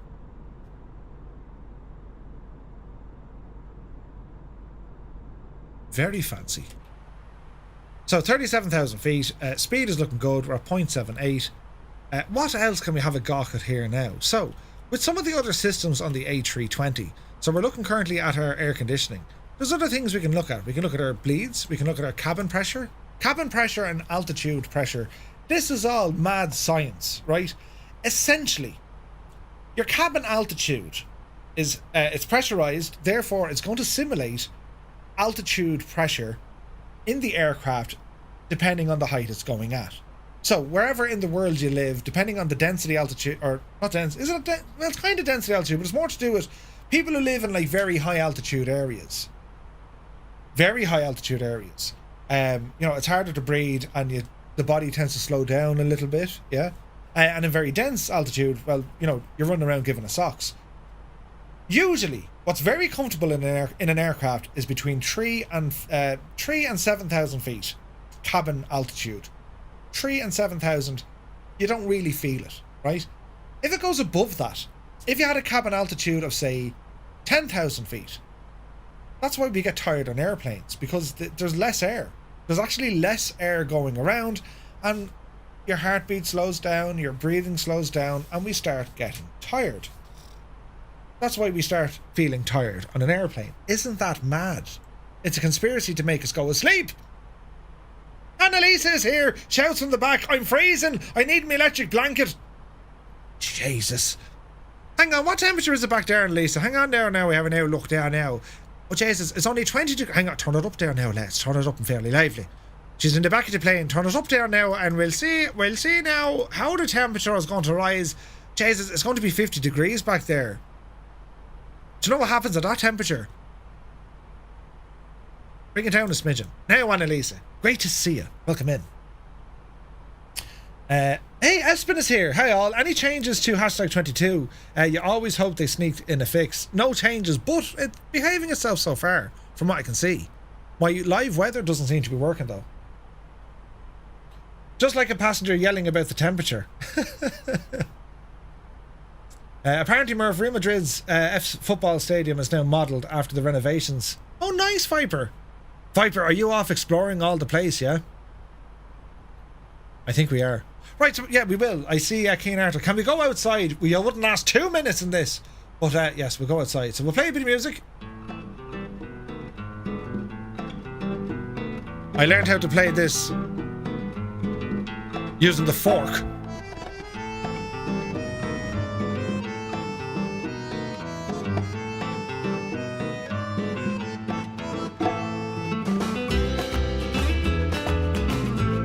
Formation flying Iberia.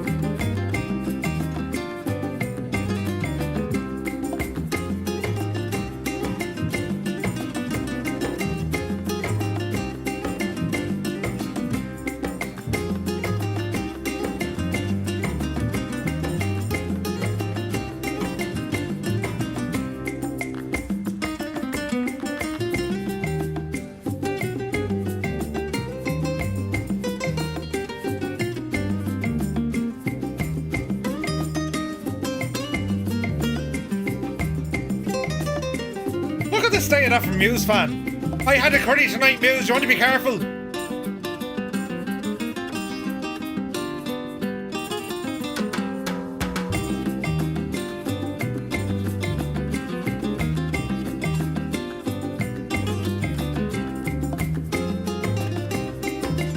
Ailerons into wind. Good to see you, my guy.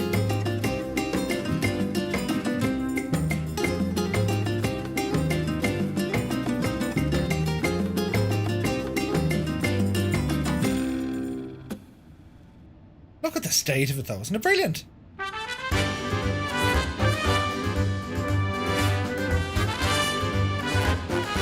Tonight's flight is brought to you by... Hang on, I need to move in faster. Autopilot. Si, senor. We go find a plane.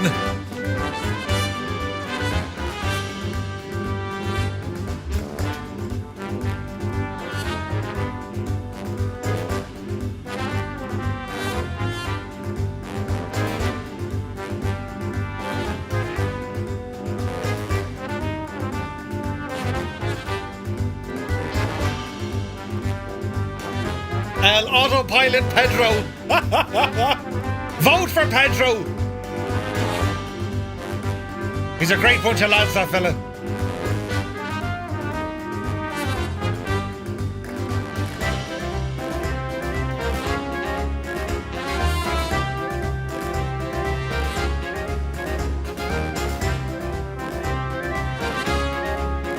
David Taylor in the house. Good to see you, my guy.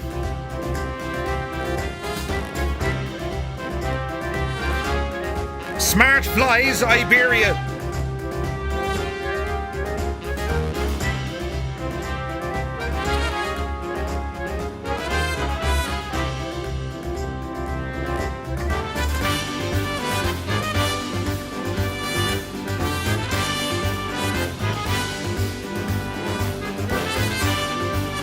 You need to be on a horse for this. Do you know what I mean? Anyway, jeez, that was awful fun, wasn't it? Senior Sid Pilot. Absolutely. Absolutely. Now, where are we at? Aileron says, looking good. Any issues tonight, Murph? No, I think we're going okay so far. It's early doors yet, though. Do you know what I mean? I'm just doing an oceanic crossing in the 650, the Challenger. That's awesome, Stuart. Hope you're enjoying it, my dude. Now, I saw David Taylor, yes. Captain Sickbag is here. He says, Asher, it's a Murph on a YouTube. How's it going? Going well. Viper Strike says, here's the link to the renovations of Santiago Stadium. Nice. Many thanks, Viper. So Viper's actually, Viper's over on... Oh, look at that, Viper, you genius. You knew how to put a link in because you went on to Discord. And the bot's like, that's okay, it's on Discord. Genius. The man's a genius. Anyway, what's the Jack and Nori here, lads? Oh, we need to start doing a thing. So, right, let's see. We are 32 minutes out from our destination. We're coming up to Mellon. So, right, back into our flight plan. Yes. And at Mellon, flight level is good, but then we'll be descending after that, right? So we're going to put a little thingamajig into the gadget over here, and we're going to be descending shortly down to 16,000 feet. That's going to be our first step. Descend, I suppose? No. Because, well, the weather hasn't loaded in. I'm a little bit miffed over that. But I might restart this. Look at the terrain. Look at the terrain, lads. It's beautiful. I'll probably restart the sim before our second flight down to Madeira. Right? Madeira. Right, to try and land at that tiny little airport. I can't wait. I'm surviving, ducking and diving, trying my hardest to get a ton of skiving. I work incredibly hard to do as little as possible for as long as possible. But yes. The new experimental version of the top of descent point is shown on it. Muse, is it? Hang on. Because if it is, couldn't I just leave this alone? Remember that song, Michael Jackson? Leave it alone. I don't see it. I do see the I can see the localizer. There, something there. Decoupage, how fancy. Indeed. Oh, Madeira cake. Yeah, Madeira cake. Look, cup. And put it back. You have the development version. Yeah, are you on the experimental one? I mean, looking at you back there, it looks very experimental, I have to say. Hey, Flying Midge is flying with us. Nice. Yeah, I wonder which one we're using. Now, my passengers are only 94% satisfied. What's the story here, lads? What's happening, like? So what's the general consensus? Let's go to Edgar Gracia. Gracias? A male of 21, not thirsty, but he's hungry. Well, give the man something to eat, will you? God almighty. There's Angelina Gray. She's thirsty, but give the woman a drink. What sort of a service is this we're offering our passengers? Oh, look, you can do that. I didn't know you could do that. Oh, there's no one in the lab. Oh, there is. Oh, no, they're me cabin crew seats. Right, okay. Just gone over Ireland. I'm on Volanta and hope the autopilot will bring me down when I'm asleep in the chair. Be grand. Joseph Jolly is here. Welcome in, Joseph. Hope all is well. I see a Carl Dublin out me window. Looking well, Carl. You're looking well. Right, so we've just passed Mellon. Yeah, we need to start descending here, please. Psycho. Now, by doing so, we can probably look at lowering our speed here as well. But we're going to start descending and let's see what happens. Throttles are coming back and we're in descent mode. Keenan Flight Sim, welcome in. They didn't pay for food. Peanuts it is. Yeah, do you know what I mean? Although they don't sell peanuts on planes anymore. Ah, nuts. Do you see it? Yeah, yes, but yeah. Haven't launched the sim since the update. I had to deal with the plumbing issue instead. But it's looking good. Yeah, oh nice. Well, plumbing, not nice. Let's hope it's water and not the other unmentionables. But anyway, descending, yeah. Oh, Muse probably flew miles ahead of us there because I just kind of lifted the handbrake as it were. Look at that. It does look very nice. Look at the... Spain is such a beautiful country. And don't worry, like, we will be doing general aviation flights up and down the length and breadth of the countryside. We'll be flying all over the shop here in the coming weeks. So you have to. Do you know what I mean? You have to. Right, so let's start having a look here at some charts, right? So let's have a look here. That's a VOR DME. So when we get down to... where's Exona? That's fine. The Exona 18. Show the chart, please. Goosh. So we need to be at a max flight level 2,000 or 23,000 feet. And we're over here. So we're grand. We're descending here nicely. Now, when we start getting in, we go from 23,000 feet down to 4,000 feet. There is a hold if we want to mess around with holds. Which is a real thing, by the way. If the airport was busy, they would tell you holding pattern, whatever it's called. Gay IOS, I think it's called. Keena said, I did a flight from Lisbon to Madeira on the A330-900 Neo with TAP Air Portugal and did the return. It was fun. Oh, nice. Nice. Picked up the Kodiak 100. Such a good plane. Can't wait to fly it in Spain. Oh, Keen Arthur, it's so much fun. Are you on the Xbox, Keen?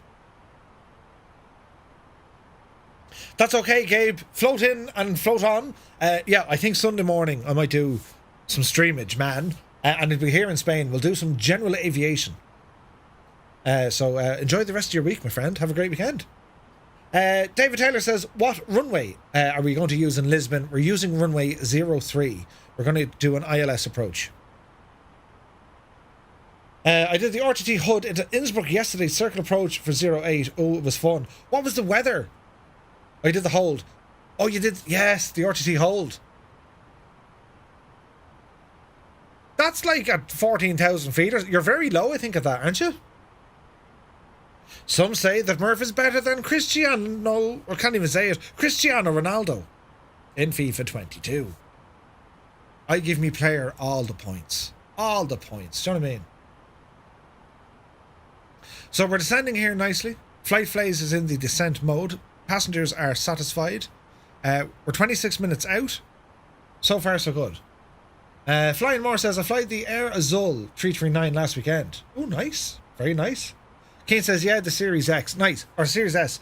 Kane, if you have any issues with the Kodiak, if it breaks or you have crashes, as in the thing shuts down, make sure you don't use the NXI mod that you can get in the marketplace. You know, the NXI avionics? Don't use that. That breaks it. Or at least it did. They may have fixed it. I don't know. But just to watch it. You can actually get holes working now in this. I'm not going to dabble there because, you know, obvious reasons, lads. But you can actually use it. The way things are now, I think I'm even better. I know. The way things are now, I think even I'm a better footballer than Ronaldo. Don't be saying things like that. Gib will be going nuts. Do you know what I mean? Oh yeah, look, Muse has very different weather than I. Yeah, I'm kind of miffed. Come on, weather. That's not live weather. Select an airport from the following list. No meter. No meter. Yeah, the instant meter is rubbish. Mine's better.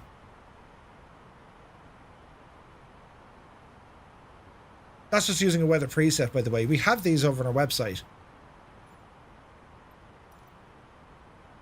I don't know why that's not working. 12,000 entry and down to 9,500 when you expect, or when you exit the intercept glide slope. Weather was really clear. Oh, nice. Musefan says, oh no, Keen Arthur says, oh, I was wondering why I kept crashing. Yeah, try that NXI thing. That seems to be the culprit. Do you know? For whatever reason, I don't know. It just breaks. Is your date right? Is my date right? I don't know. Where is she?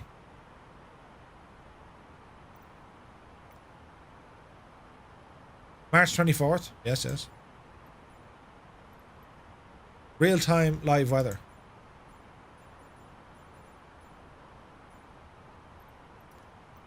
I don't know why it's not kind of right, you know, rekindling it. Oh, is my date right on my PC? I know what you're saying. No, everything should be grand. The weather I saw earlier, boss, according to the radar, was not enjoyable. No, it's supposed to be crap over here at the minute. It's supposed to be, like, absolutely booting it down. Storms in the area and everything. And I know Muse fan sent me a screenshot there. His sim is very different. Mine is beautiful. Sometimes it does that. Wait, I wonder if I turn off... Hang on, bear with me here now for a second. If I turn off the data, look. Live weather. Watch this now. Turn that off. Let it think about life for a minute.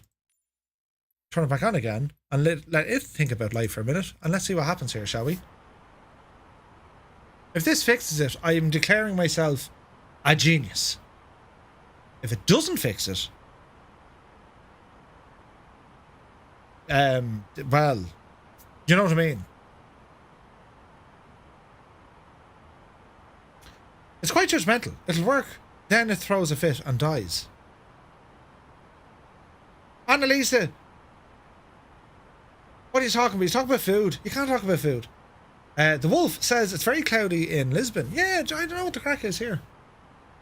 Check your fuel, Murph. Simbrief short-changed me. I'm down to my last ton. Oh, don't say that. Enter destination data. Relax here now for a minute. Fuel, please.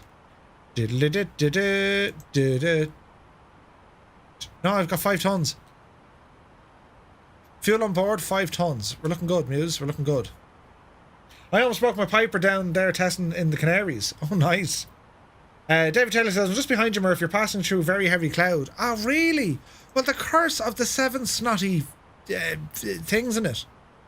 Do you know? Try a TTM preset. No, the presets are working, yeah? What if we turn off live weather for a minute, right? That's probably more accurate to the real world conditions, but why are we not getting online data here? Live weather.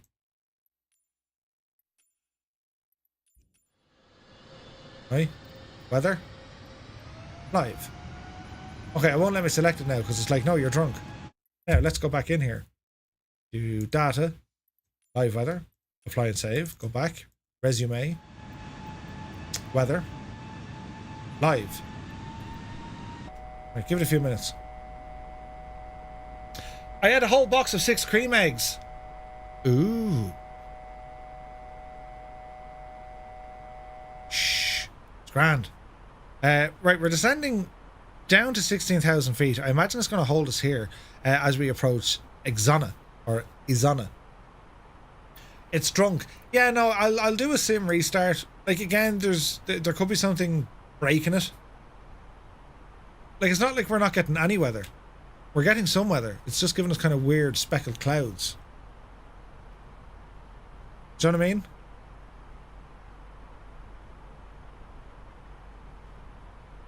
It does this sometimes, though. I'm not complaining, lads. It's very beautiful weather. This is like calm, but the air temperature is all wrong. Eh. My immersion is broken. That's it. I can't do any more. 25 minutes away. Right, bring up some charts here again. Let's see what the approach is going to be like. So, we want to be at maximum 280 knots. So we got a decel here very shortly. We're actually all right. Isn't Spain supposed to have all that dust and stuff, says Keane? Yeah, it is. There's all sandstorms and the devil knows what else.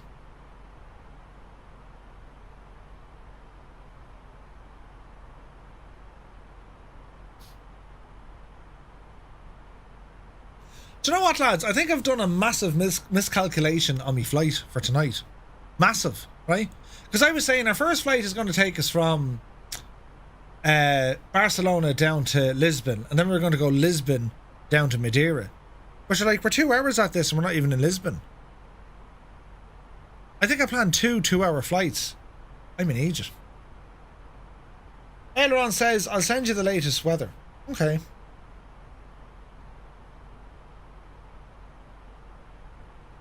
I found a book called How to Solve 50% of Your Problems. So I bought 2 of them. That was a Papa Smurf joke.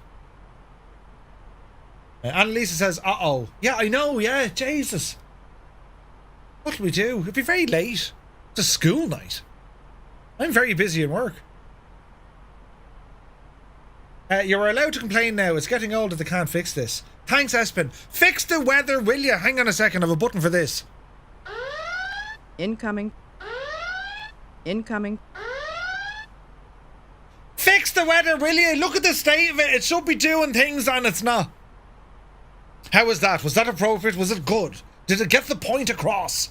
I think it did. Yes. Yes, it did. Ranting and raving. That's what it's all about, chat. That's what it's all about. Oh, look, there's Flying Midge there now.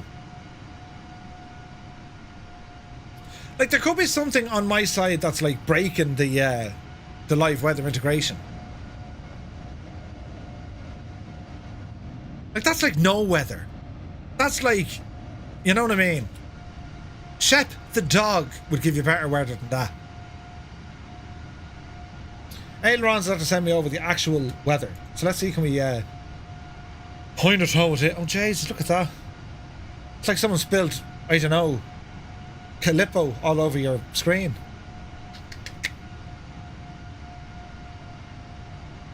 Yeah, I saw it. It's mad looking.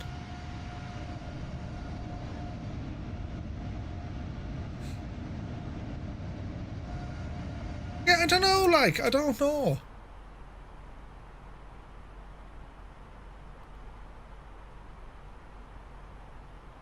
Trisfor says, hi Murph, thanks for the explanation of the panel.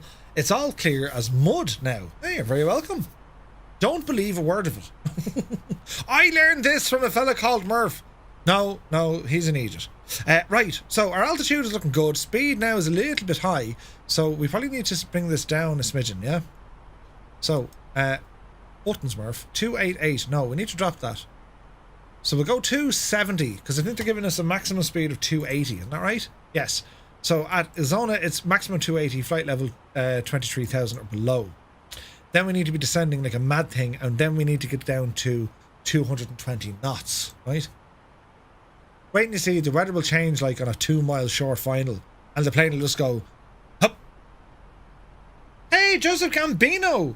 Greetings from the New York City. Greetings from Tipperary, my friend. Hope all is well. Am I on ISA? Indicated, ISA. There's one I need to work with. Aidan's like, busy and work. Murph, really?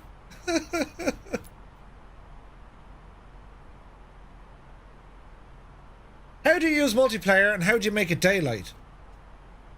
Watch this. Clicking the link. That's how you multiplayer.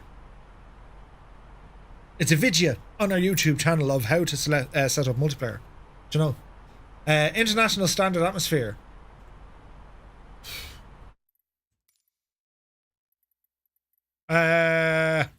Where's that now?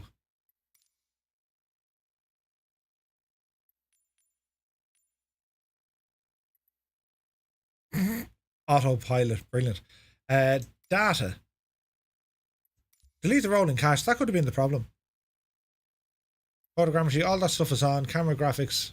I don't know. Oh wait, the barometric pressure. No, well I'm on standard there, yeah.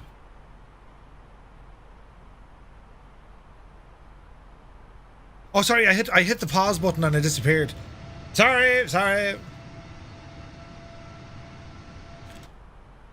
Very handy you can do that, you know. Pause, rewind, McGurk's bits to my bits. I've fallen in love with the technology. George Hook, bring him back, he was brilliant. You know, but he got in trouble, but you know, apart from that, he was brilliant. George Hook. Anyway.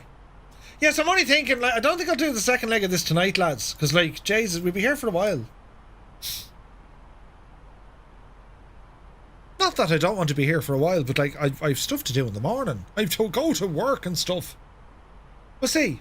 Doing the oceanic crossing at night. I can't see a bloody thing. Surely you can't be serious. Joseph, just for you. Just for you.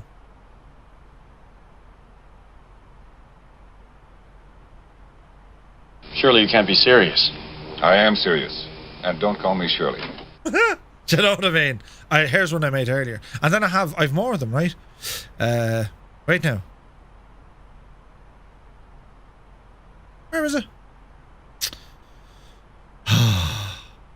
We have clearance, Clarence. Roger. What's our vector, Victor? I thought I had another one.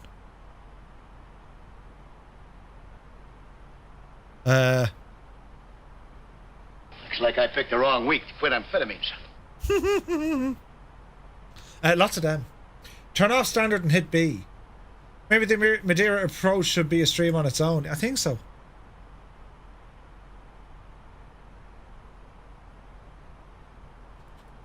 QNH has given me his 1014. 1015 now. No, 1014.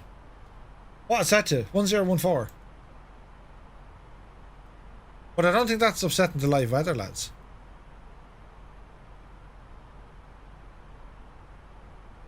I just don't know. Right, speed check, 270 knots, and we're holding altitude 16,000, and we're just about to enter Exona. We'll be on the ground in 19 minutes. Man up, you big Jesse. 1015 for David Taylor. Is it? We'll go 1015 here for the crack as well. Now, we're going to be descending a little bit more here in a moment. We're going to go down to 12,000 feet. Yeah, the weather! Weather or not? To weather or not to weather? To wither or weather? Can we do something with the weather? Lads. Live weather. Like, that should load it back in straight away. Oh, jeez, I didn't like that, whatever I did.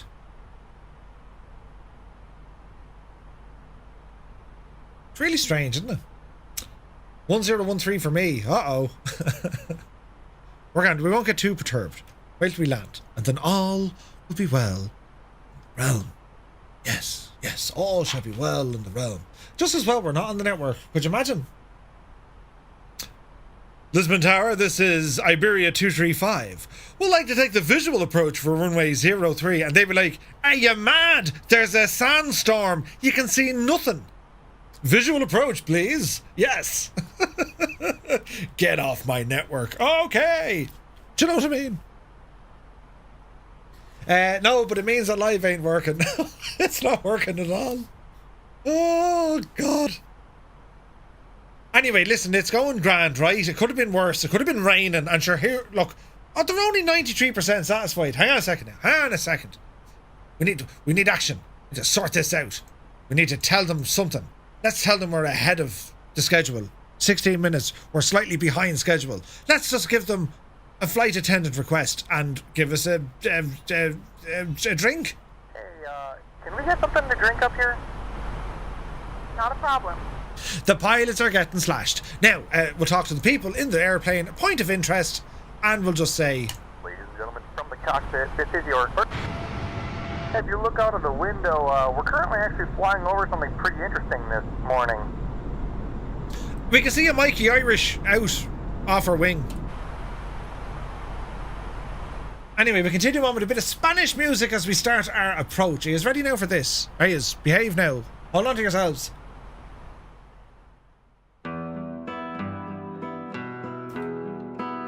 Yes.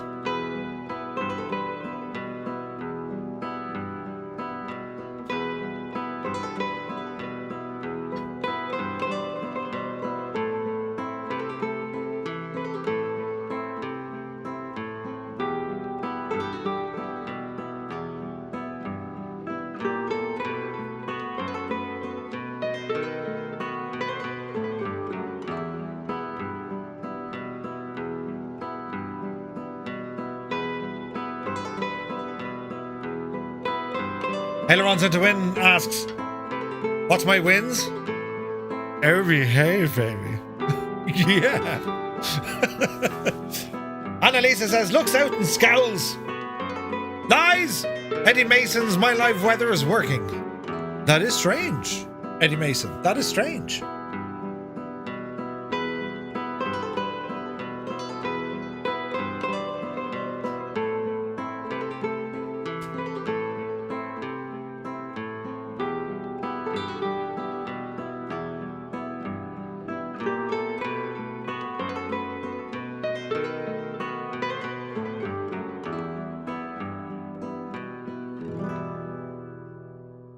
Very nice up here, isn't it?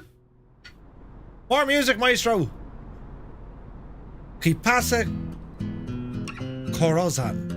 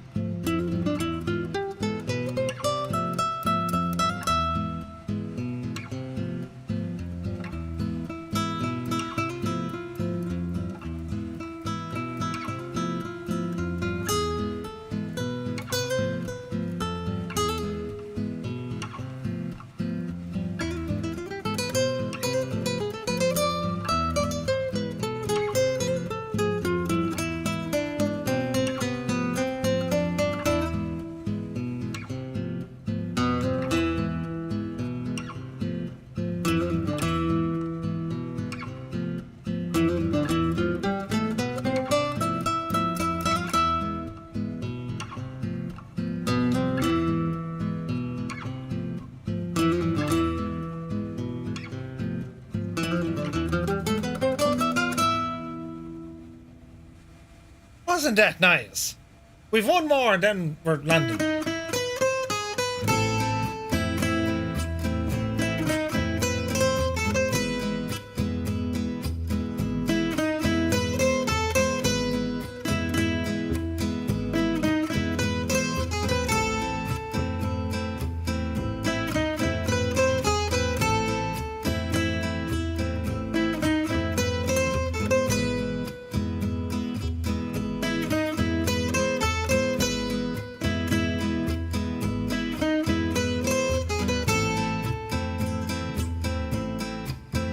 Okay.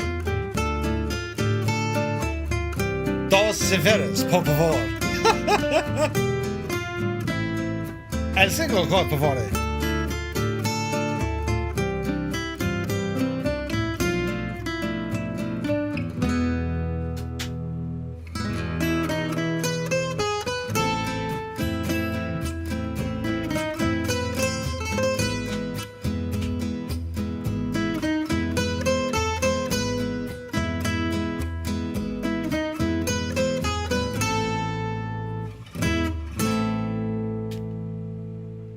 So Star Alliance is actually flying that, well, it is on that livery. Do you know what I mean? Was that music awful nice all of a sudden, wasn't it? Do you know what I mean? Anyway, back into this view, back over to here and into here. Right, here we go, lads. Things are going to start happening here now in a Cupola Nomade because we need to start doing our approach. So we're about 60 miles out. Bring this in a smidgen so we can see what's happening. My cat has joined me. Hello, cat. It is I, the human. Right. So we need to be down to 4,000 feet here. Jesus. What's the speed now, Murph? Bring it down there to 200. That's the ticket. And, well, our altitude, we need to go down arrow down to 4,000 feet. Manage that and let's see what we can happen. Throttle idle, descent, activated. And, well, let's see what happens here, sports fans. Felt like I was on my holidays. I know, right? Murph A. Genial. Murph is awesome. Ah. Muchas gracias, señor. Yeah, Mr. Chippy, come here, how'd your painting get on? Did you finish that wall, did you? The man was painting a wall. What colour? White. Alright. There's a cat in here, lads. She's getting ready for an ambush, I'd say. Any moment now she will strike. Stop lifting at the snack trolley. Please put your tray tables in the upright position, and I'm now... Oh yeah, that'd be alright, wouldn't it? The audio thing isn't working.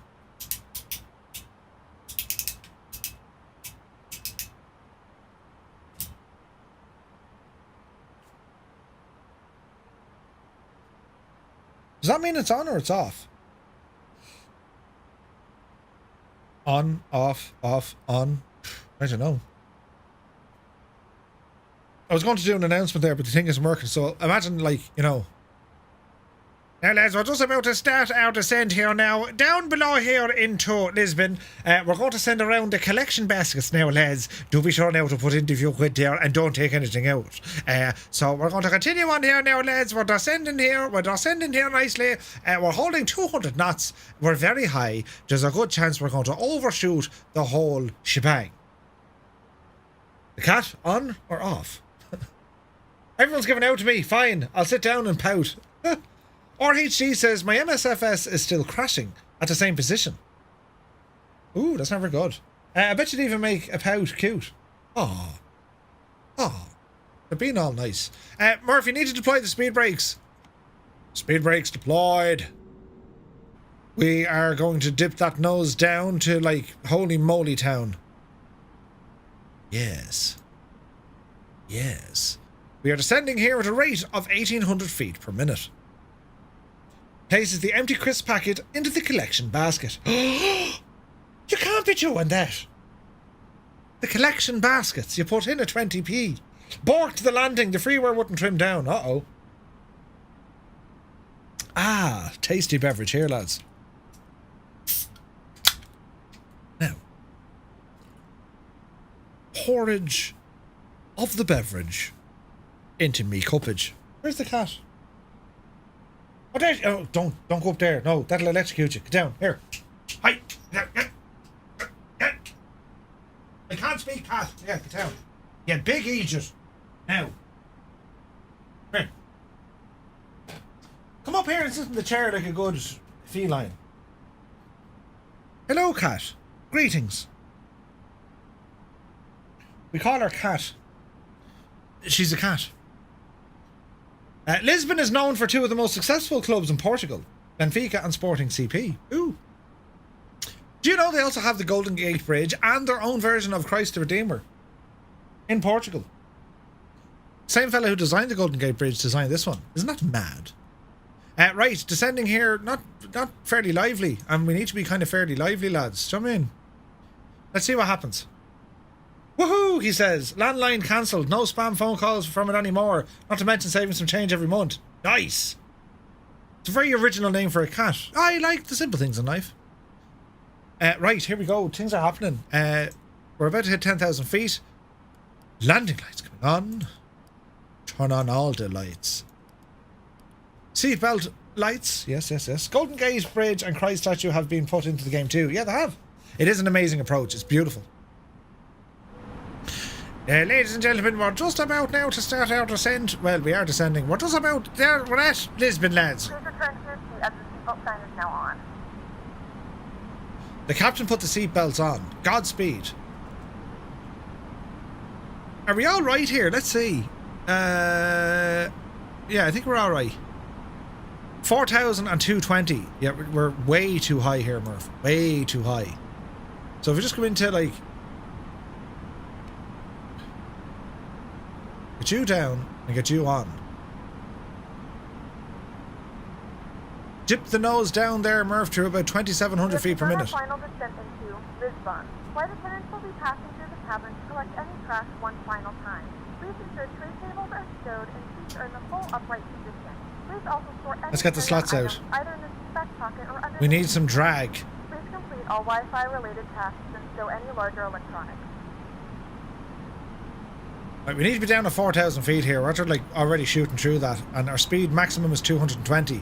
But I'm doing a very steep approach here now, so we might be okay. We might be okay. How can we fix this? Passengers are pulling their face off the ceiling. It's grand, it's grand. You know what I mean?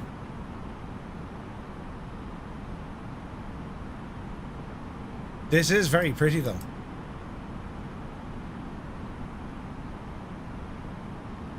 Poor old Scott, he's to register the car tomorrow. Inspection done for the week.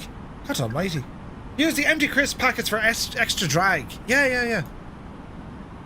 Vertical speed is like shocking. Yeah, but we're grand. We're at 7,000 feet now. We're doing something right, lads. It's starting to happen. Now, let's see. Yeah. Clear that. 4,000 feet. You ain't diking it. But we're grand. We'll get down there now. We're passing 7,000 feet, heading for 4,000. We're holding the speed. Speed brakes are out. Paint update posted to the Bremen bar. Oh, good man yourself, Mr. Chippy. Guys, do be sure to check out our Discord. It's fantastic.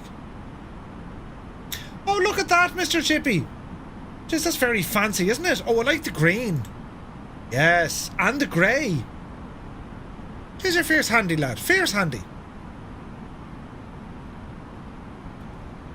Right, we continue on our approach here. Vertical speed. We need more drag here, but we're doing better now, right? We're doing better. Let's see what happens.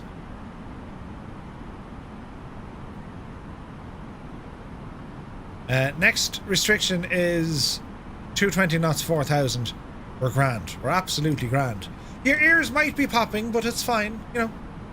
QNH is 1015. QNH 1015. QNH is now 1013. Go ahead and set that according to the weather. We're coming up now to 4,000 feet. And we're going to go into manage mode. Senko. And we're going to drop our speed here to 190 knots. All our lights are on, passengers are ready. We're going to be landing here in a couple of minutes. We are 8 minutes out at this speed.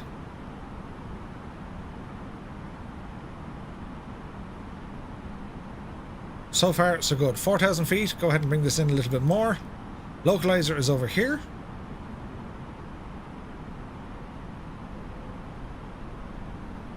About 4,000 feet. Go ahead, arm the speed brakes. Go to our STS page. Status, all is normal. Slots are at 1. Speed is looking good at 190 knots. Altitude 4,000 feet. So far, so good. We'll keep that in manage mode. Speed, we're going to keep that in manual mode. We have our LS on. We have our flight directors on. So far, so good, lads. What's going to happen? Yeah, so what I'm going to do tonight, lads, that second flight, we'll do that the next day, which is kind of handy. We can continue this on because there's no scenery. It's over the sea. Do you know what I mean? So we'll just do this one leg tonight, and then next Thursday, or whenever we do our next airliner flight, it could be before next Thursday, because I have to be up at silly o'clock in the morning. You know what I mean? But you're all very, very kind indeed for joining the stream tonight. And do be sure to smash the thumbs up it button on YouTube, because it does a solid for the channel, because it just kind of helps us. It helps us do things. This one, look. Pink. Bonk. And pang. It helps the channel because YouTube analytics will look at that and it'll say, hey, people must like what the Egypt is doing. You know what I mean? Speed looking good. That's where we're headed. The weather's starting to come alive now, look. Like, it is giving us clouds here. Let's see what happens. Or if you're going to fly the MD-11, when it comes to Microsoft Flight Sim, yes, 100%. I've only one functional thumb at the moment, but I'm sure YouTube won't mind. And it's free to thumbs up. Is it? It's free! You get to thumb things up for free! No, I really do appreciate it, guys. Thank you very, very much indeed. So, how are we getting on here? We're about to turn right. No side of the airport. There's storms. I'm not getting them. Look.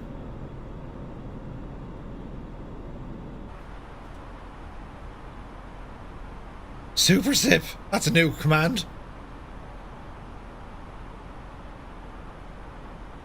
Ah. So we continue our turn. ILS 03. We're going to go ahead and put approach mode on. Category 3 single. That's what we want. All should be well with this.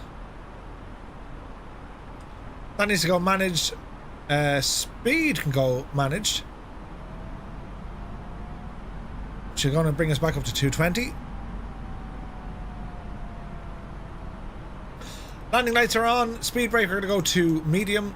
Go ahead and click any configs. That looks good. Talk to our peoples. It's raining for Phil. Woo, land of thumbs up there. Nice one, lads. Oh, did we get a load of them? We did. Ah, we did, lads. Thanks very much indeed. 64 likes. Go on.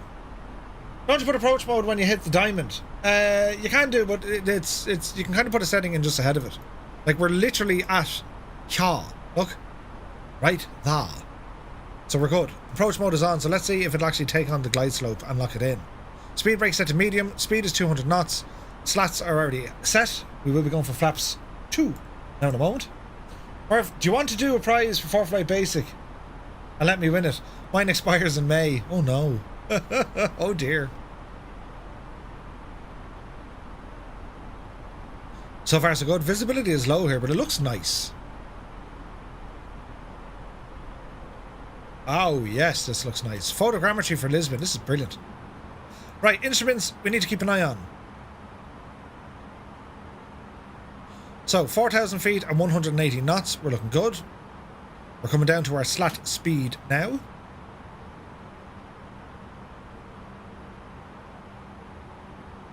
Now we could put this on an auto land. Autopilot 2 is engaged. Dual landing. This should be absolutely a rubber ducky. So far so good. 180 knots is where we need to hold it. We shouldn't be descending much lower than that. Flaps set. Musefan says, I just landed. The stutters are awful. Muse, that could be because you've never flown there before and you're rolling cash and all that jazz. So maybe. I don't know. I just don't know anymore. This is very pretty. Now watch your speed here, Murph. It's going to pin us to 120 knots. Yeesh. It's literally on the far side of that bridge. You know what I mean? More flaps, please. Flaps at 3. Look at that for a view. That's beautiful. A crisp morning.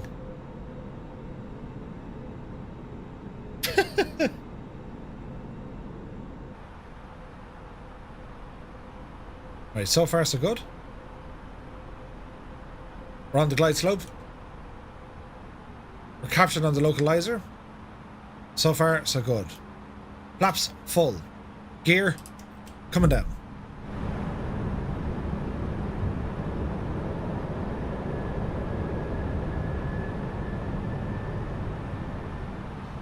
Simon says, are you a real world pilot? I am not. I have a couple of hours in a Cessna 172.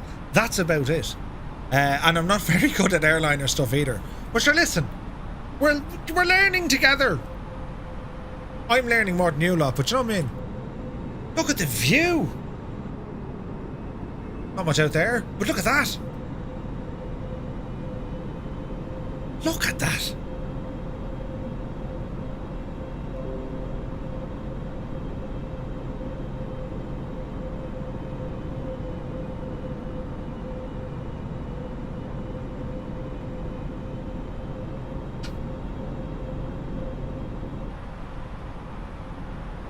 Keep an eye on the speed. You're sounding like you know your stuff a lot better than I do.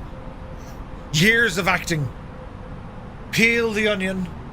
It was I who walked toward the yonder building on by afar. And then I spoke unto thy person and said, hear ye and welcome, as you extract the... acting. 2,500. An actor. 2,500, here we go, right. 2,500. Shh, it's grand. Right, lads. 2,500. Shut up, will you? It's grand. Flaps. 2,500. Yeah, we're at 2,500. Yeah, thanks, Otto. Right, here we go. Continuing our descent. Speed is good. We're only crawling in, lads. We're crawling in. Look at the view. There's a bridge we'll need to fly under at some stage.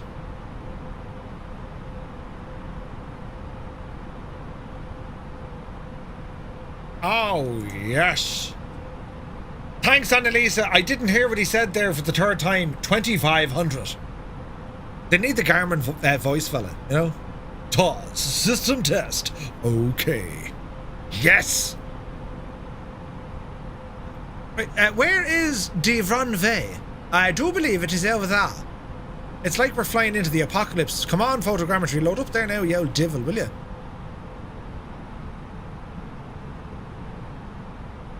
I don't know the technical stuff. I make it up as I go along. You know, this button here is the doohickey.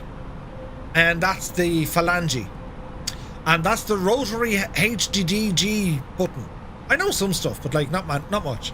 But it's all about learning it, yeah? And like, you can take the serious approach, which is always great. Or you can take the Murph approach. Where's the runway? It should be here somewhere. Look at the state of this. Oh, this is pretty. This is very pretty. Look at this, lads.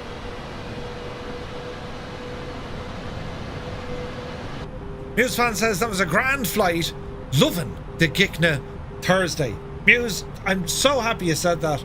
I really do appreciate it. Murph has a view. Others in Flight Sim have seen a cloud and another cloud and another cloud for the last 2 hours.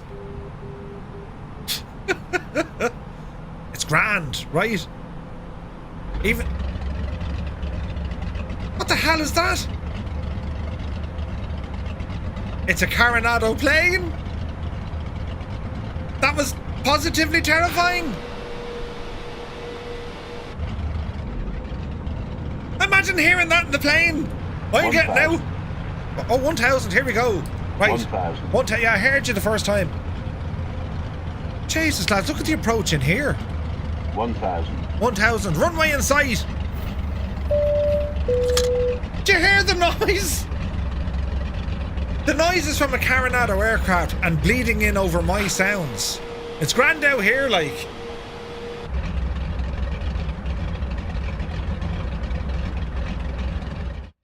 I'm sorry, Dave. I'm afraid I can't do that. Ah! It's going to get us. The lads are already playing the bow run. We're coming in. Ah, come on, we're having the crack. Right, here's the runway right ahead of me. What's going to happen here, lads? Will we just go into flying manual now and we hand fly it in?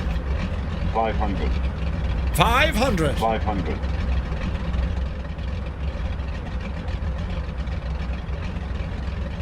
I don't know 400. what. It's the stagger wing. 400.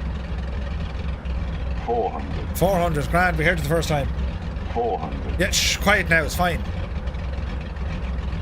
Landing. 300. Oh shit, we're getting closer now, lads. 300. He's double checking. Autopilot off. My airplane. 200. Don't panic. Careful now, Murph. 100. Stable, continue. Attila, you're port out Divil on the runway. 50, 40, 30, 20. Retard. Retard. 10, 10. 5. Touchdown! Reverses out, speed brakes out.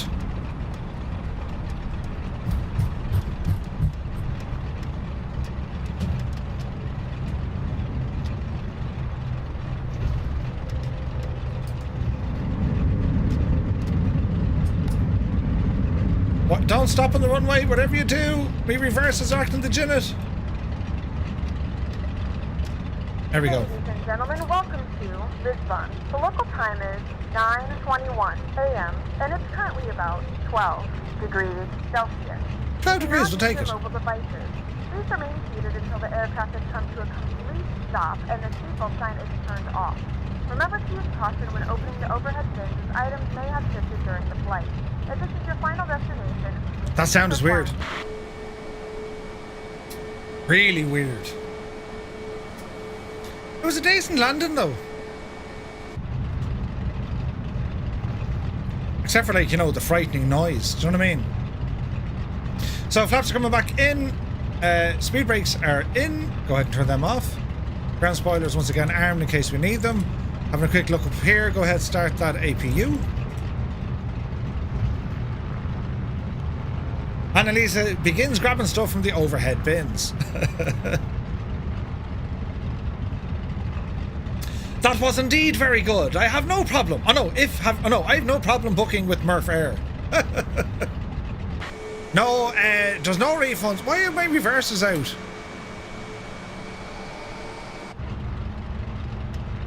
There we go. Turning right here. Get back in your seat. So as we exit the runway, go ahead, turn our landing lights off. Taxi lights stay on. Start the APU.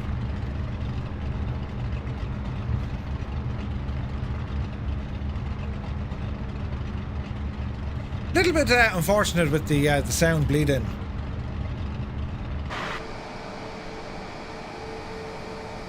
Methinks we need to get some custom scenery for Lisbon. Oh wait, Lisbon, isn't that? Is there a handcrafted airport for Lisbon? No.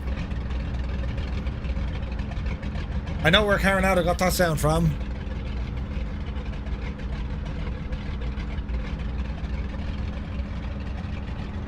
It's a stagger wing, I think. That's the sound. What can you do? Welcome to Lisbon. The Dodge, yeah. We're 9 minutes late, but sure, listen. We'll be alright. Sounds like a radio for sure. I think it's a stagger wing. I think it's proper broken. We'll go over there beside Tarnish. He looks like he's picked a decent area. Now I know there's a lot of oh look, the Hawk. I know there's a lot of payware scenery. I think there is something here for Lisbon. So we might check out a new Lisbon scenery next week when we do the second leg, which is going to be Lisbon down to Madeira.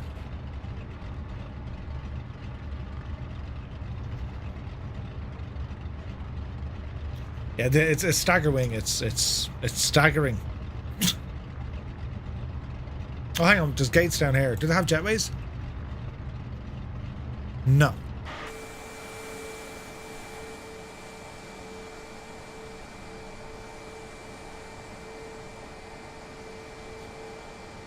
They do. They do. There's one here, look. Nice. Right, we'll come in from the side.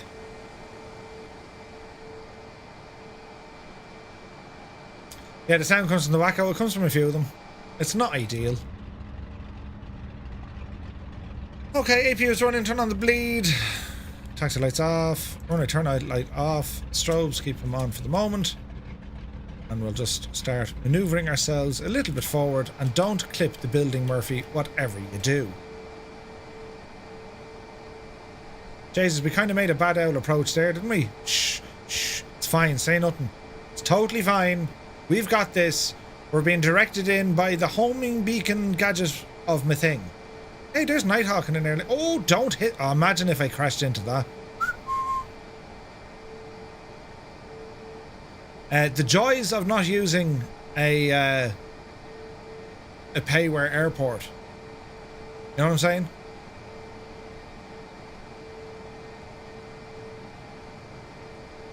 That'll kind of do us there. So, park and brake on. Very good. Go ahead and kill the engines. Up to overhead. Lights are off. Nav logo stay on. They're all good. Seatbelts off. Smoking signs. Turn them off. Yes, yes, yes. Everything up here is looking good. APU is still running, which is grand. Go ahead and connect to the jetway. Catering and baggage here as well. Here we go. Jetway doesn't want to do a thing because it's just morphed in a state of morphiness. But there we have it, sports fans. A successful flight. That was a lot of fun. We made it. It's 11:15 my time. Like, I usually finish up around now, so I won't get Madeira done tonight. We will do it the next time. So we know where we're going next week. I have to say, this World Update, fantastic. The weather didn't go according to plan. It just didn't work. But sure, listen, we'll get over that. As always, I want to say a huge thanks for everyone for joining me here tonight. You're very, very kind. Thank you all indeed for spending some time with me. Slendy Ice says, I've flown to Lisbon in real life. It's beautiful. Oh, nice. Nice. So to all our friends here on YouTube and to our friends over on Facebook, thank you very, very much indeed. The airliner flights, it's definitely something, you know. Mr. Chippy is going to make Madeira cakes for everyone next week when we come flying here. And, well, that's it from me until probably Sunday. I'm not around tomorrow night, but Alison Johnson and Two Cats will be streaming over on Alison's channel at 2000 Zulu time over on Twitch. They're going to do a community fly-in. And, Flying Midge had an... Oh, God almighty. What sort of horror has befallen him? Hang on. Hang on. Hang on. We'll get there. We'll get there. We'll get there. There he is. Oh, look at that. He fixed it just in time, the devil. Just in time. But yeah, it's confirmation weekend. So I'm busy tomorrow on Saturday. But I will be back then on Sunday morning. If any of you guys are around, we'll just go for a flight. We're going to check out some Spain. And I'll probably have some Spanish scenery on our flight plans coming up next week as well. Next Wednesday on our news show, we're going to be covering some of the areas here as well. Let's see if we can find a few thingamabobs. Do you know what I mean? So, are we doing Lisbon to Madeira next stream or now? We're going to do it on the next stream, JB. On the next stream.